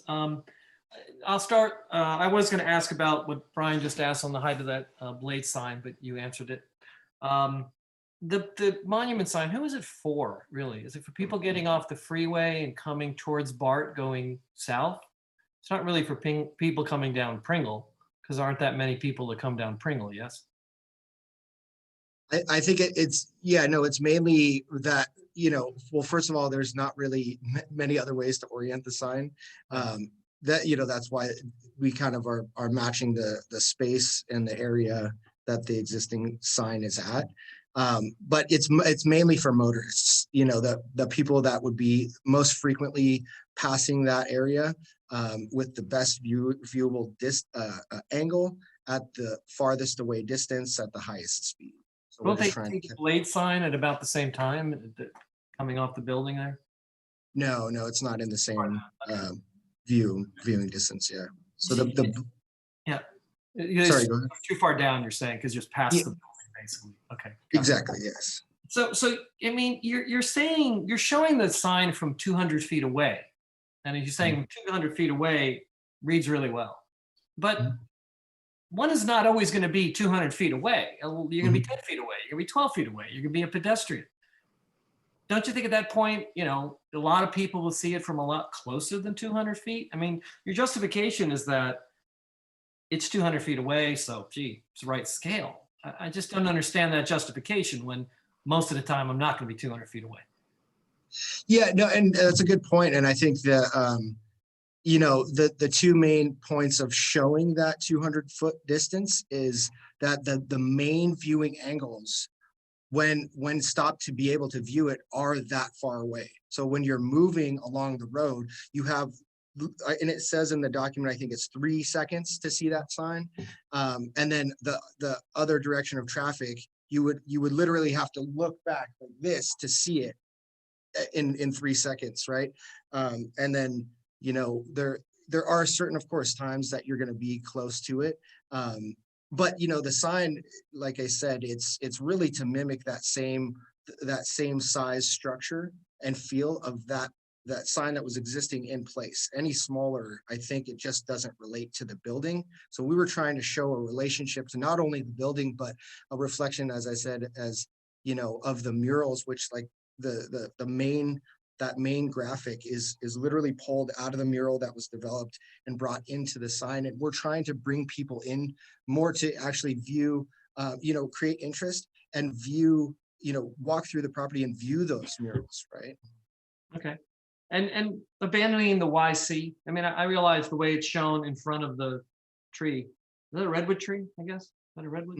Non-native.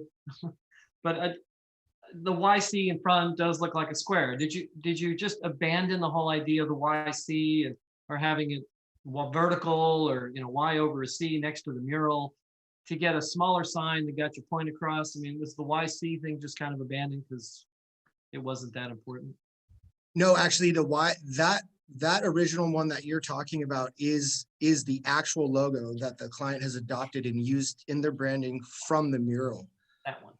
Correct. Yes. So that was actually the second design. So that was our preferred, if you look on the other sign types, that is the logo that's brought smaller down on each sign. Right. And it's in all of their deliverables. It's on their website. Okay. And I want to, just stress the importance of, these signs were designed to reflect the mural, not the other way around.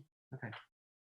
All right. I like your use of the mural on the newer sign better than the older sign. So those are my only questions. I appreciated all the information about the distances and speed. Really learned a lot from that. Thank you. Definitely.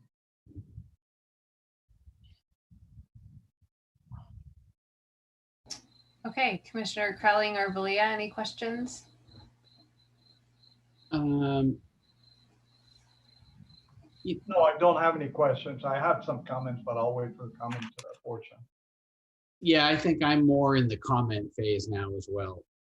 Okay, so then I had a question. What was the intent behind the redwoods? I mean, I think I see the Mount Diablo and everything else, but why the redwoods?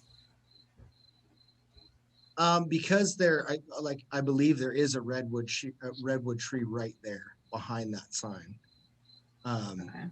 It doesn't show in this picture. I think it's maybe an older image, from Google, but there's, I believe, 2 redwood trees. Okay.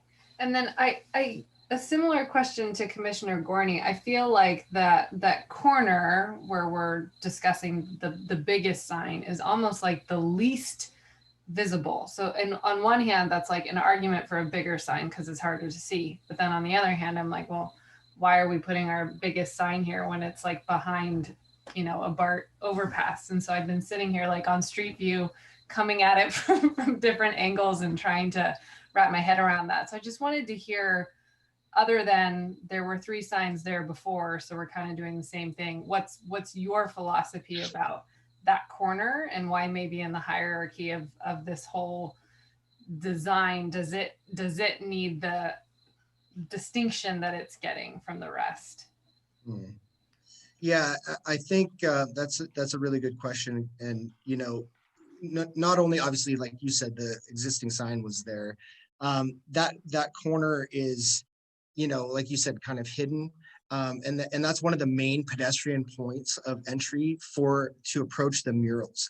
So as I said before, it's to draw interest, to invite people in to experience the generosity really of the owner to provide such a large mural, for just really the public's enjoyment, and the betterment of the space. And we have explored the option of putting one of the taller, more thin signs there, and as the commissioners have said before, on the other tall signs, that height proportion doesn't really work there.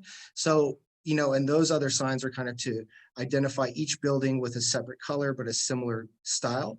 So those signs really didn't work there. And then we explored using that sign at the other corner of Ignacio and I think it's Main. But I think because of the size being oversized, it really didn't fit there as well. Though we have more traffic, you come around the bend and pretty abruptly you see the fin wall sign. And then on the other corner, obviously, you have a lot of crosswalks, no real softscape to put a sign like that. So the taller, thin designs work better there. So you have that, we're able to kind of keep that consistency of the different themed signs, tall and skinny. And this is pretty much, from our team's perspective, the most suitable area, though proven to be very difficult. Yeah. So is there a case to be made that if we're saying part of the purpose of the sign is to get people to go to the murals, and that's likely going to be a pedestrian, is there an argument to be made that then that sign could maybe be reasonably more pedestrian scale, even though so much of our conversation has been about the view from the car? Yeah, I mean, I think I'm not really sure if there's an exact definition of what pedestrian scale really is. I mean, when you're standing in front of that sign, you're still approximately, about the closest you can get, when you're looking at the side, it's almost right up against it. But the structure of this sign and how it's built is just as beautiful as the murals. So when you're up close to it, you can still appreciate it as if you were looking at the murals. So, and I know it's not a piece of art, but in my mind, we build signs as if it were an art project. We take great care and craftsmanship in what we do, and and that's why we hired such a world-renowned artist to do these murals. And so we were trying to do his murals justice by really kind of bringing that into the sign and seeing that. I think that if you look at the square foot of the actual logo portion of that sign, the square footage, I think it's it's about 4 foot by 4 foot, so relatively, I think, if you're viewing that standing there, it's like a piece of art on your wall. I think, a 3 by 3 or a 4 by 4 piece of art on your wall, if you're standing inside looking at the wall. I don't think that's too large to say. I have to step back, because I can't view this. You know, if you think about how large a television is in our living rooms, it's larger than that piece, that logo right there. So we think it does reflect, you know, it's not as big as the existing structure. So I think, you know, we didn't want to go that big because that, in our minds, it is too large. So this is a good balance as we've proposed, as we think, for both scales, really. And the backside of the emblem that has the trees on it, if hypothetically we're not shrubbing it up when the landscape architects get the chance to do that, what will the back of the redwood element look like? Oh, viewing when you actually look at the back. Mm-hmm. So it would be, yeah, so it would be just a finished metal panel. And Okay. so yeah, and the viewing angle, I don't think you're going to see that, but from one approach. And that walkway, once you get around the tree, is about 20 feet long. So there's not, you know, there's not a whole lot of time you can see the backside. But again, I was thinking of when you're coming down that ramp. I was just out there with yes. Commissioner Courtney the other day pushing my bike and like zigzagging down that little ramp. And so I hung out on that path for a minute and probably would have experienced the back of it, you know. So maybe the landscape architect keeps that in mind if it's needs to be hidden or something. Okay, those are my questions. Are there other questions from other commissioners? I have a follow-up. Mm-hmm. It's interesting. I'm gonna ask this as a question. It's kind of a tough one. I kind of like the Ignacio Center sign at 30 feet tall, to be honest with you.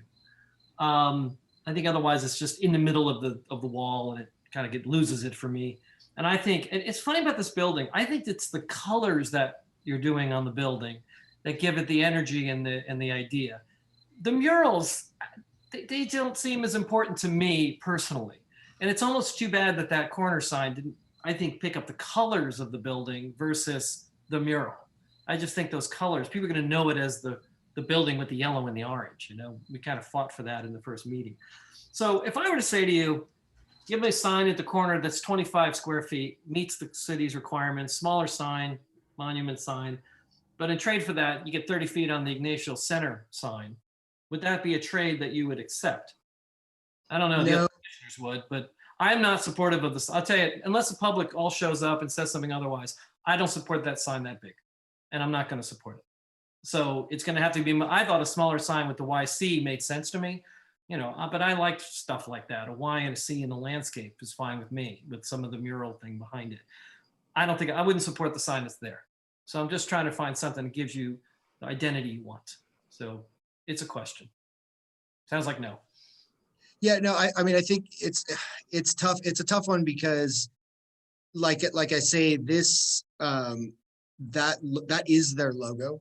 It's in all their branding documents. It's been pulled from the mural, and it's a literal representation of that mural. So if we were to change that it, mural without a smaller sign that fit the 25 feet may be fine. But at the size that it is, I wouldn't support it. Correct. That was my last question. Thank you. Okay, any other questions of our applicant? All right, so then let's open it up for our public hearing element of this project. So if anyone in the audience would like to make a comment and you're in our Zoom meeting, you can use the raise hand feature. And we'll play our Jeopardy music for a minute while we factor in that delay. Or I'll just let my crickets do the singing. You're welcome. I'm basically Spotify right now.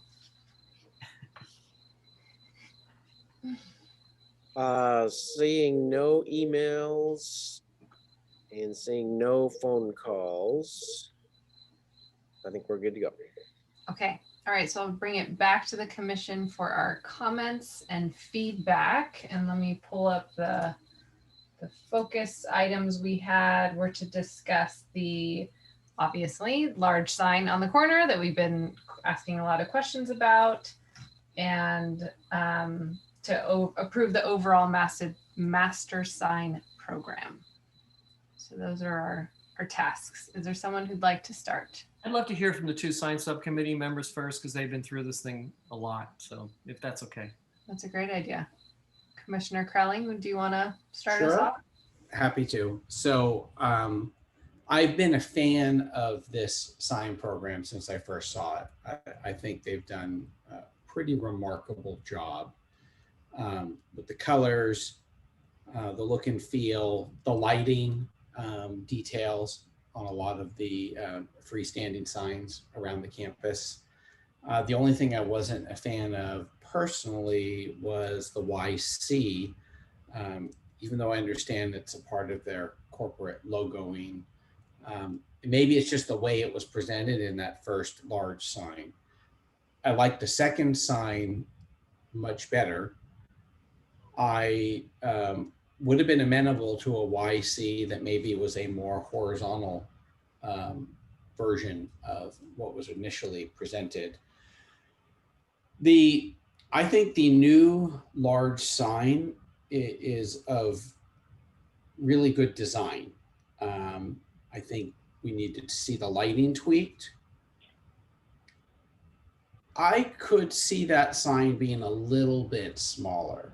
I think the applicant, I think you did a really good job, Dustin, superimposing it on the 3 concrete signs. I think that was a really smart thing to do, because it really quickly answers the question.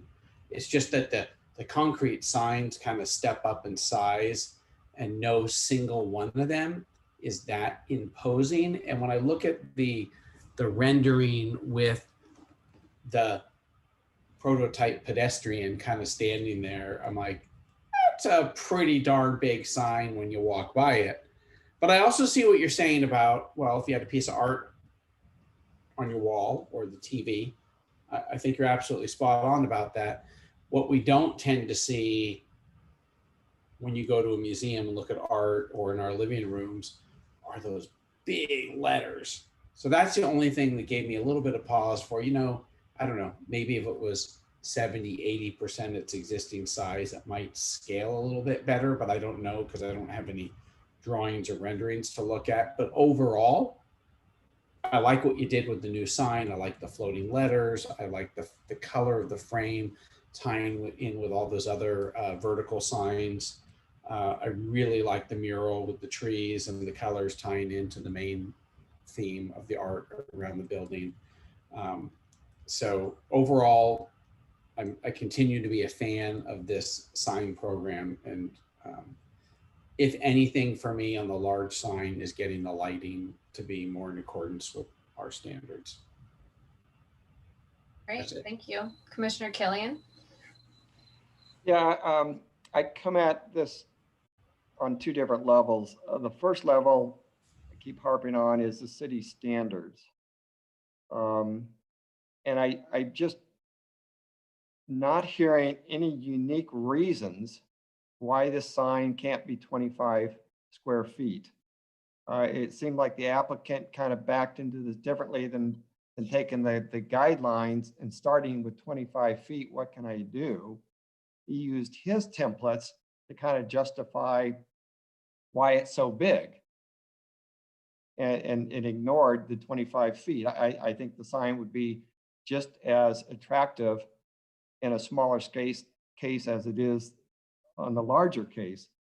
A lot of his arguments that he made, any other business in town can make probably the same arguments. 200 feet away, it's not that visible. There's going to be a tree or some post that's going to hide it for 3 seconds or whatever.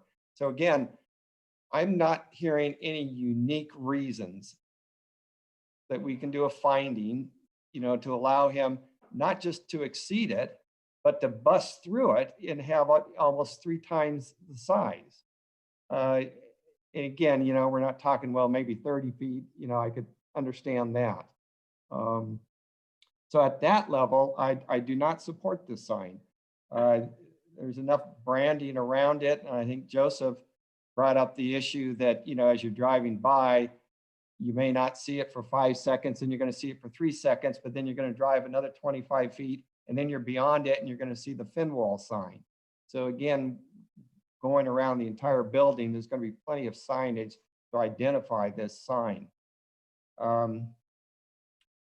So I see no reason why it can't be, whether it's this particular design or some other design, but again, to respect the sign ordinance and push it down closer to the 25 feet.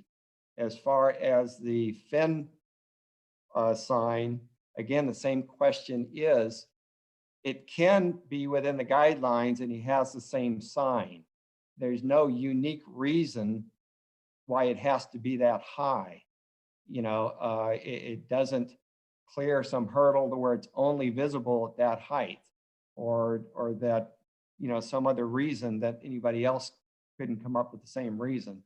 But having said that, I agree with staff that option 2, it's not 25 feet, but it's not 30. And I think it makes sense to lower it to where it's in the plane with a horizontal facade over there, and I'd be willing to accept that one.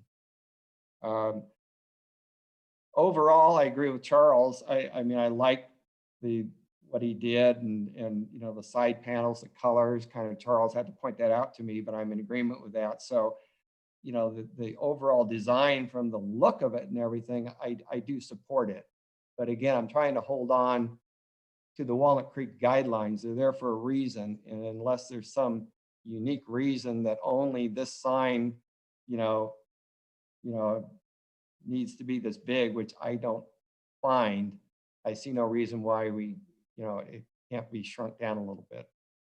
And lastly, I think landscaping in this case would play, you know, a large part, you know, whether he does some sort of a like gravel mulch or something. There are ways where you could draw attention to the sign too, to where it's not lost in the space. And again, we don't see that, but you know, we just see a graphic where it's in this large dark green background. And again, I think this could be a case where the landscaping plays an important part on how that sign is read. So right now, I'm not in support of the corner sign. Okay, thank you. Vice Chair Valia, I think you're trying to talk, but you're muted. Let me unmute myself. Thank you, Casey. So,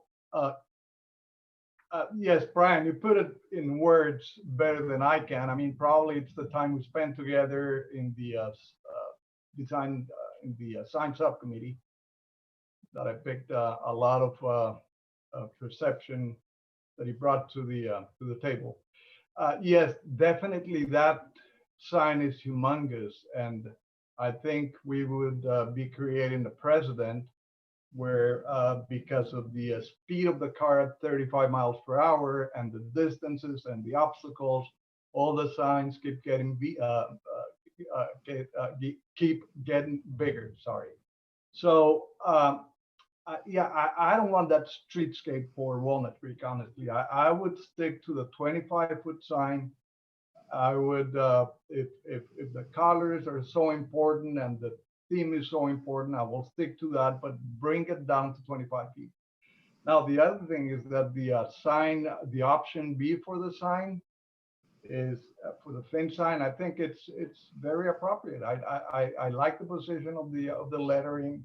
I prefer that even than the 30. I mean, not because it's more compliant or less compliant, but it does look better to me. And Brian, that's everything I have to say. I mean, you took my words and you said it better, but I do not support that humongous sign in that corner. Okay, thanks. Commissioner Gorney. Yeah, I agree. Like I said, I didn't mind the blade sign at 30 feet, but if everybody supports the 28, I'm fine with that.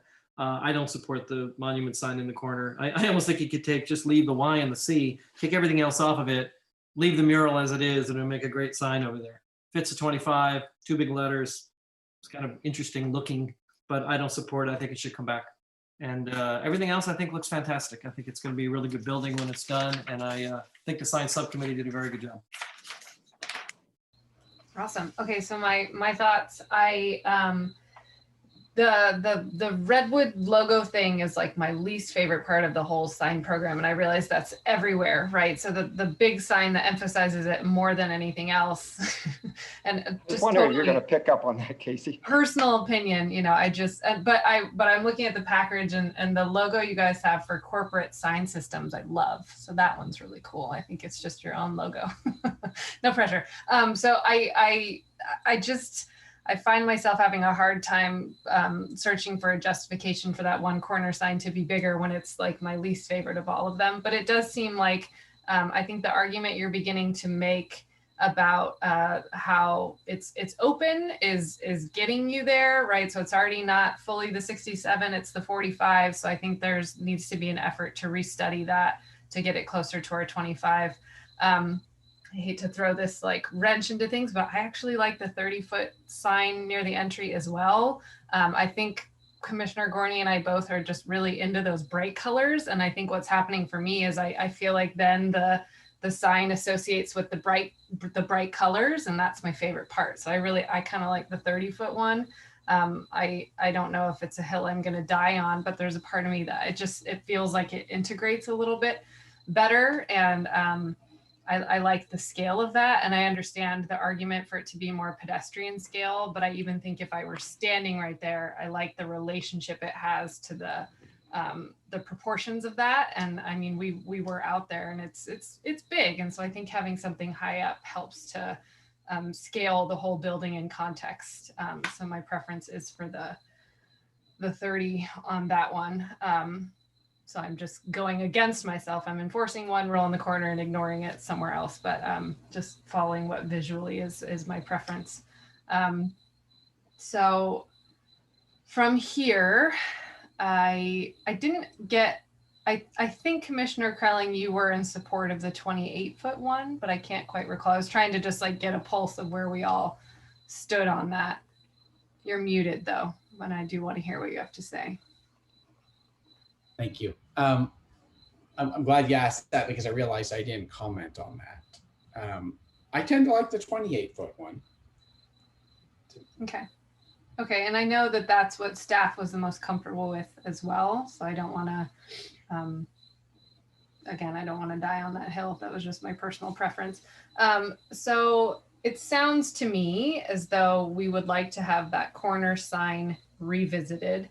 And I believe I hear that we're okay with all of the others. I think the gradient lighting and everything on the side is really neat. I like that. I like how that ties into the mountains of the redwoods, even though I keep picking on that part. So I think it sounds like there's a motion somewhere in there. If someone wants to take a stab at that. Well, yeah. Sorry, I apologize. Hi, commissioners. I know maybe I'm chiming in at the wrong time. Chris Trotz here with Heinz.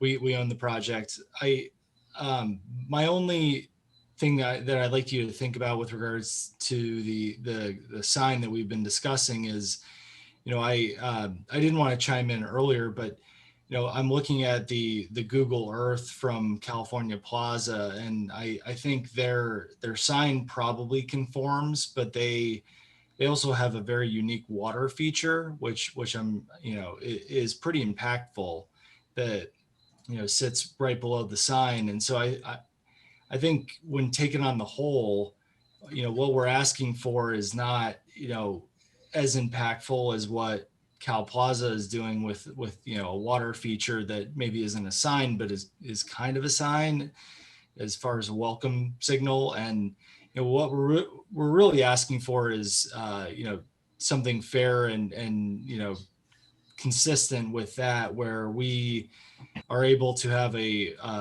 red carpet for our tenants and our the public to come in. And I wish we could have a water feature. For various reasons we can't, but it's just trying to make things apples to apples, and it feels very inviting there. And we're simply asking for a slightly smaller sign to make things a little bit more even in that regard. And so I ask you to at least consider that perspective, that while they don't have a larger sign than we do, they kind of do in the broader scheme of things. So, open to, your thoughts on that or, your judgment, but just wanted to chime in with that. And thank you for your time. Okay, thank you. So Ken, do I have to reopen public comment after that, or are we okay? Well, technically, Mr. Trottier spoke out of turn and public hearing was closed. So we do need to open and close that again. I always do. I'm sorry about that. Yeah, so Chris is the worst, and we're gonna reopen our public hearing just for a minute, and I will stay unmuted so you can hear my crickets once again. I'm kidding, of course, sorry. It's getting too late in the evening. I did say I like the crickets. Yeah, there's nothing coming through. Okay. For the record, I do too. It's nice. It's peaceful. So since we stepped back a little bit, thanks to Chris, can I throw one additional comment out for Please the do, yeah. commissioners to think about? Because it sounds like we're obviously going to come back to the sign and not solve it tonight. I just wonder how the other commissioners feel about this thought. They're allowed basically 3 signs there, sort of stacked up. Could they take what they've got now and somehow break it into 3 pieces where nothing's bigger than 25 square feet? Is there any sanity to that thinking, or am I just way off base here? I don't think I would approve it. I think Okay. it would be too big. I would have to be something super special. And I just think anytime anything goes over the ordinance, the next person comes in and says, we just want to be equal to them. And I just hate opening it up to that. I don't think it's the right place for it, in my opinion. I could always make a motion that we're going to vote no on. And I can make a motion that says, that they need to come back and restudy the corner monument sign and get it closer to what's required by city ordinance within good design. So possibly it had to be a hair over because of the mural. I understand that, and that could be something that would have to come back. And I would say then that the Ignacio Center entry sign is at 30 feet. Well, sorry, Commissioner, I'm just really bothering everyone tonight. I think we would support your decision if you guys wanted the sign to be smaller. I just don't. I wanted to, at least, voice our thoughts as to why we presented a larger sign. So, that was the whole meeting was about that. So, Mm-hmm. Yeah. Okay. What does anyone think about that motion? Do we have a second anywhere, or does someone want to take a stab at something different? Could you restate the motion? I said we would support the sign program with the redesign of the corner monument sign to meet as close as possible the city requirements, possibly slightly larger because of the integration of the mural into it, if it makes sense from a aesthetic point, and that the Ignacio Center sign at the entry was at the 30-foot height. Do you mean 30 or 28? I mean 30. I second it. But we will have to vote on it. You have to vote on it. If you guys aren't catching it, we're making a move for the 30-foot sign, so. Really?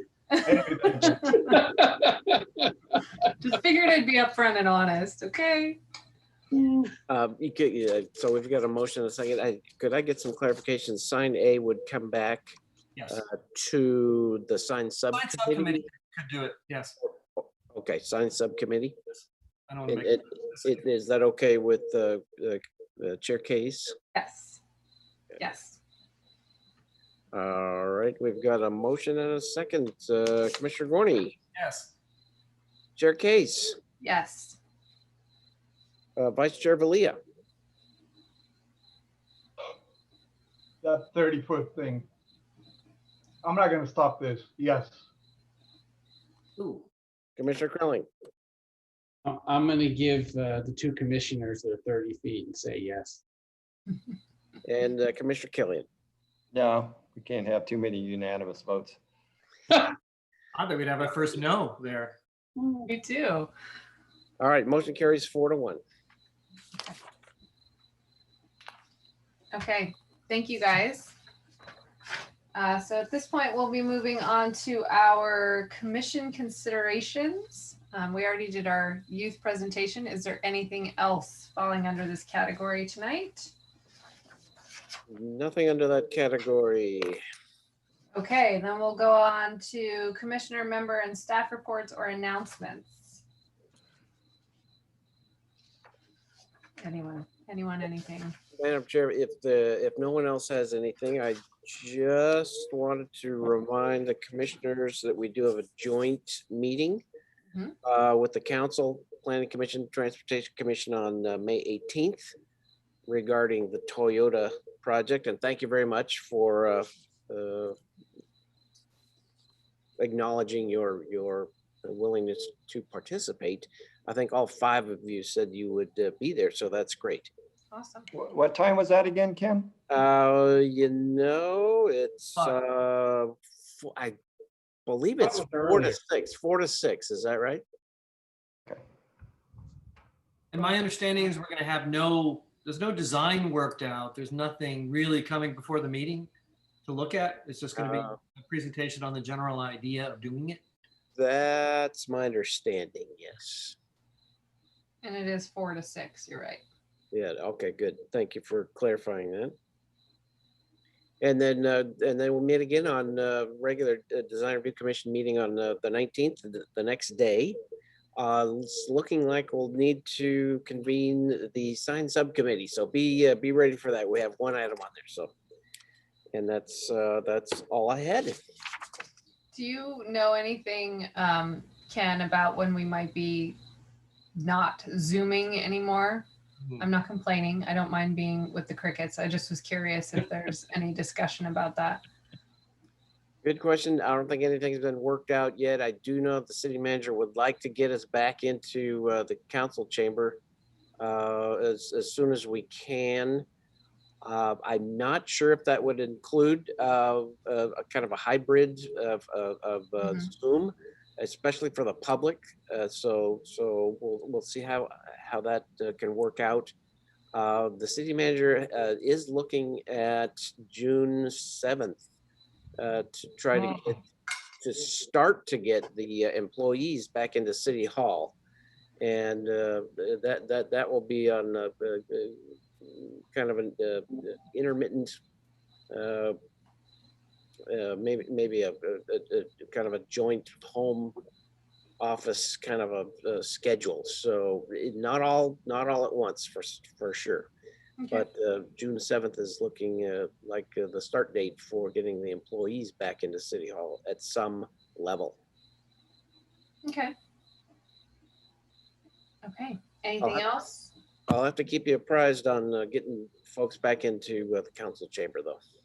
Okay. Thank you. Okay, so then with that, we adjourn. Thank you all. Have a nice evening. Good night. See you later. Good night. Thank you. Bye to the crickets for us. Bye. Good night. Bye. Bye, everybody.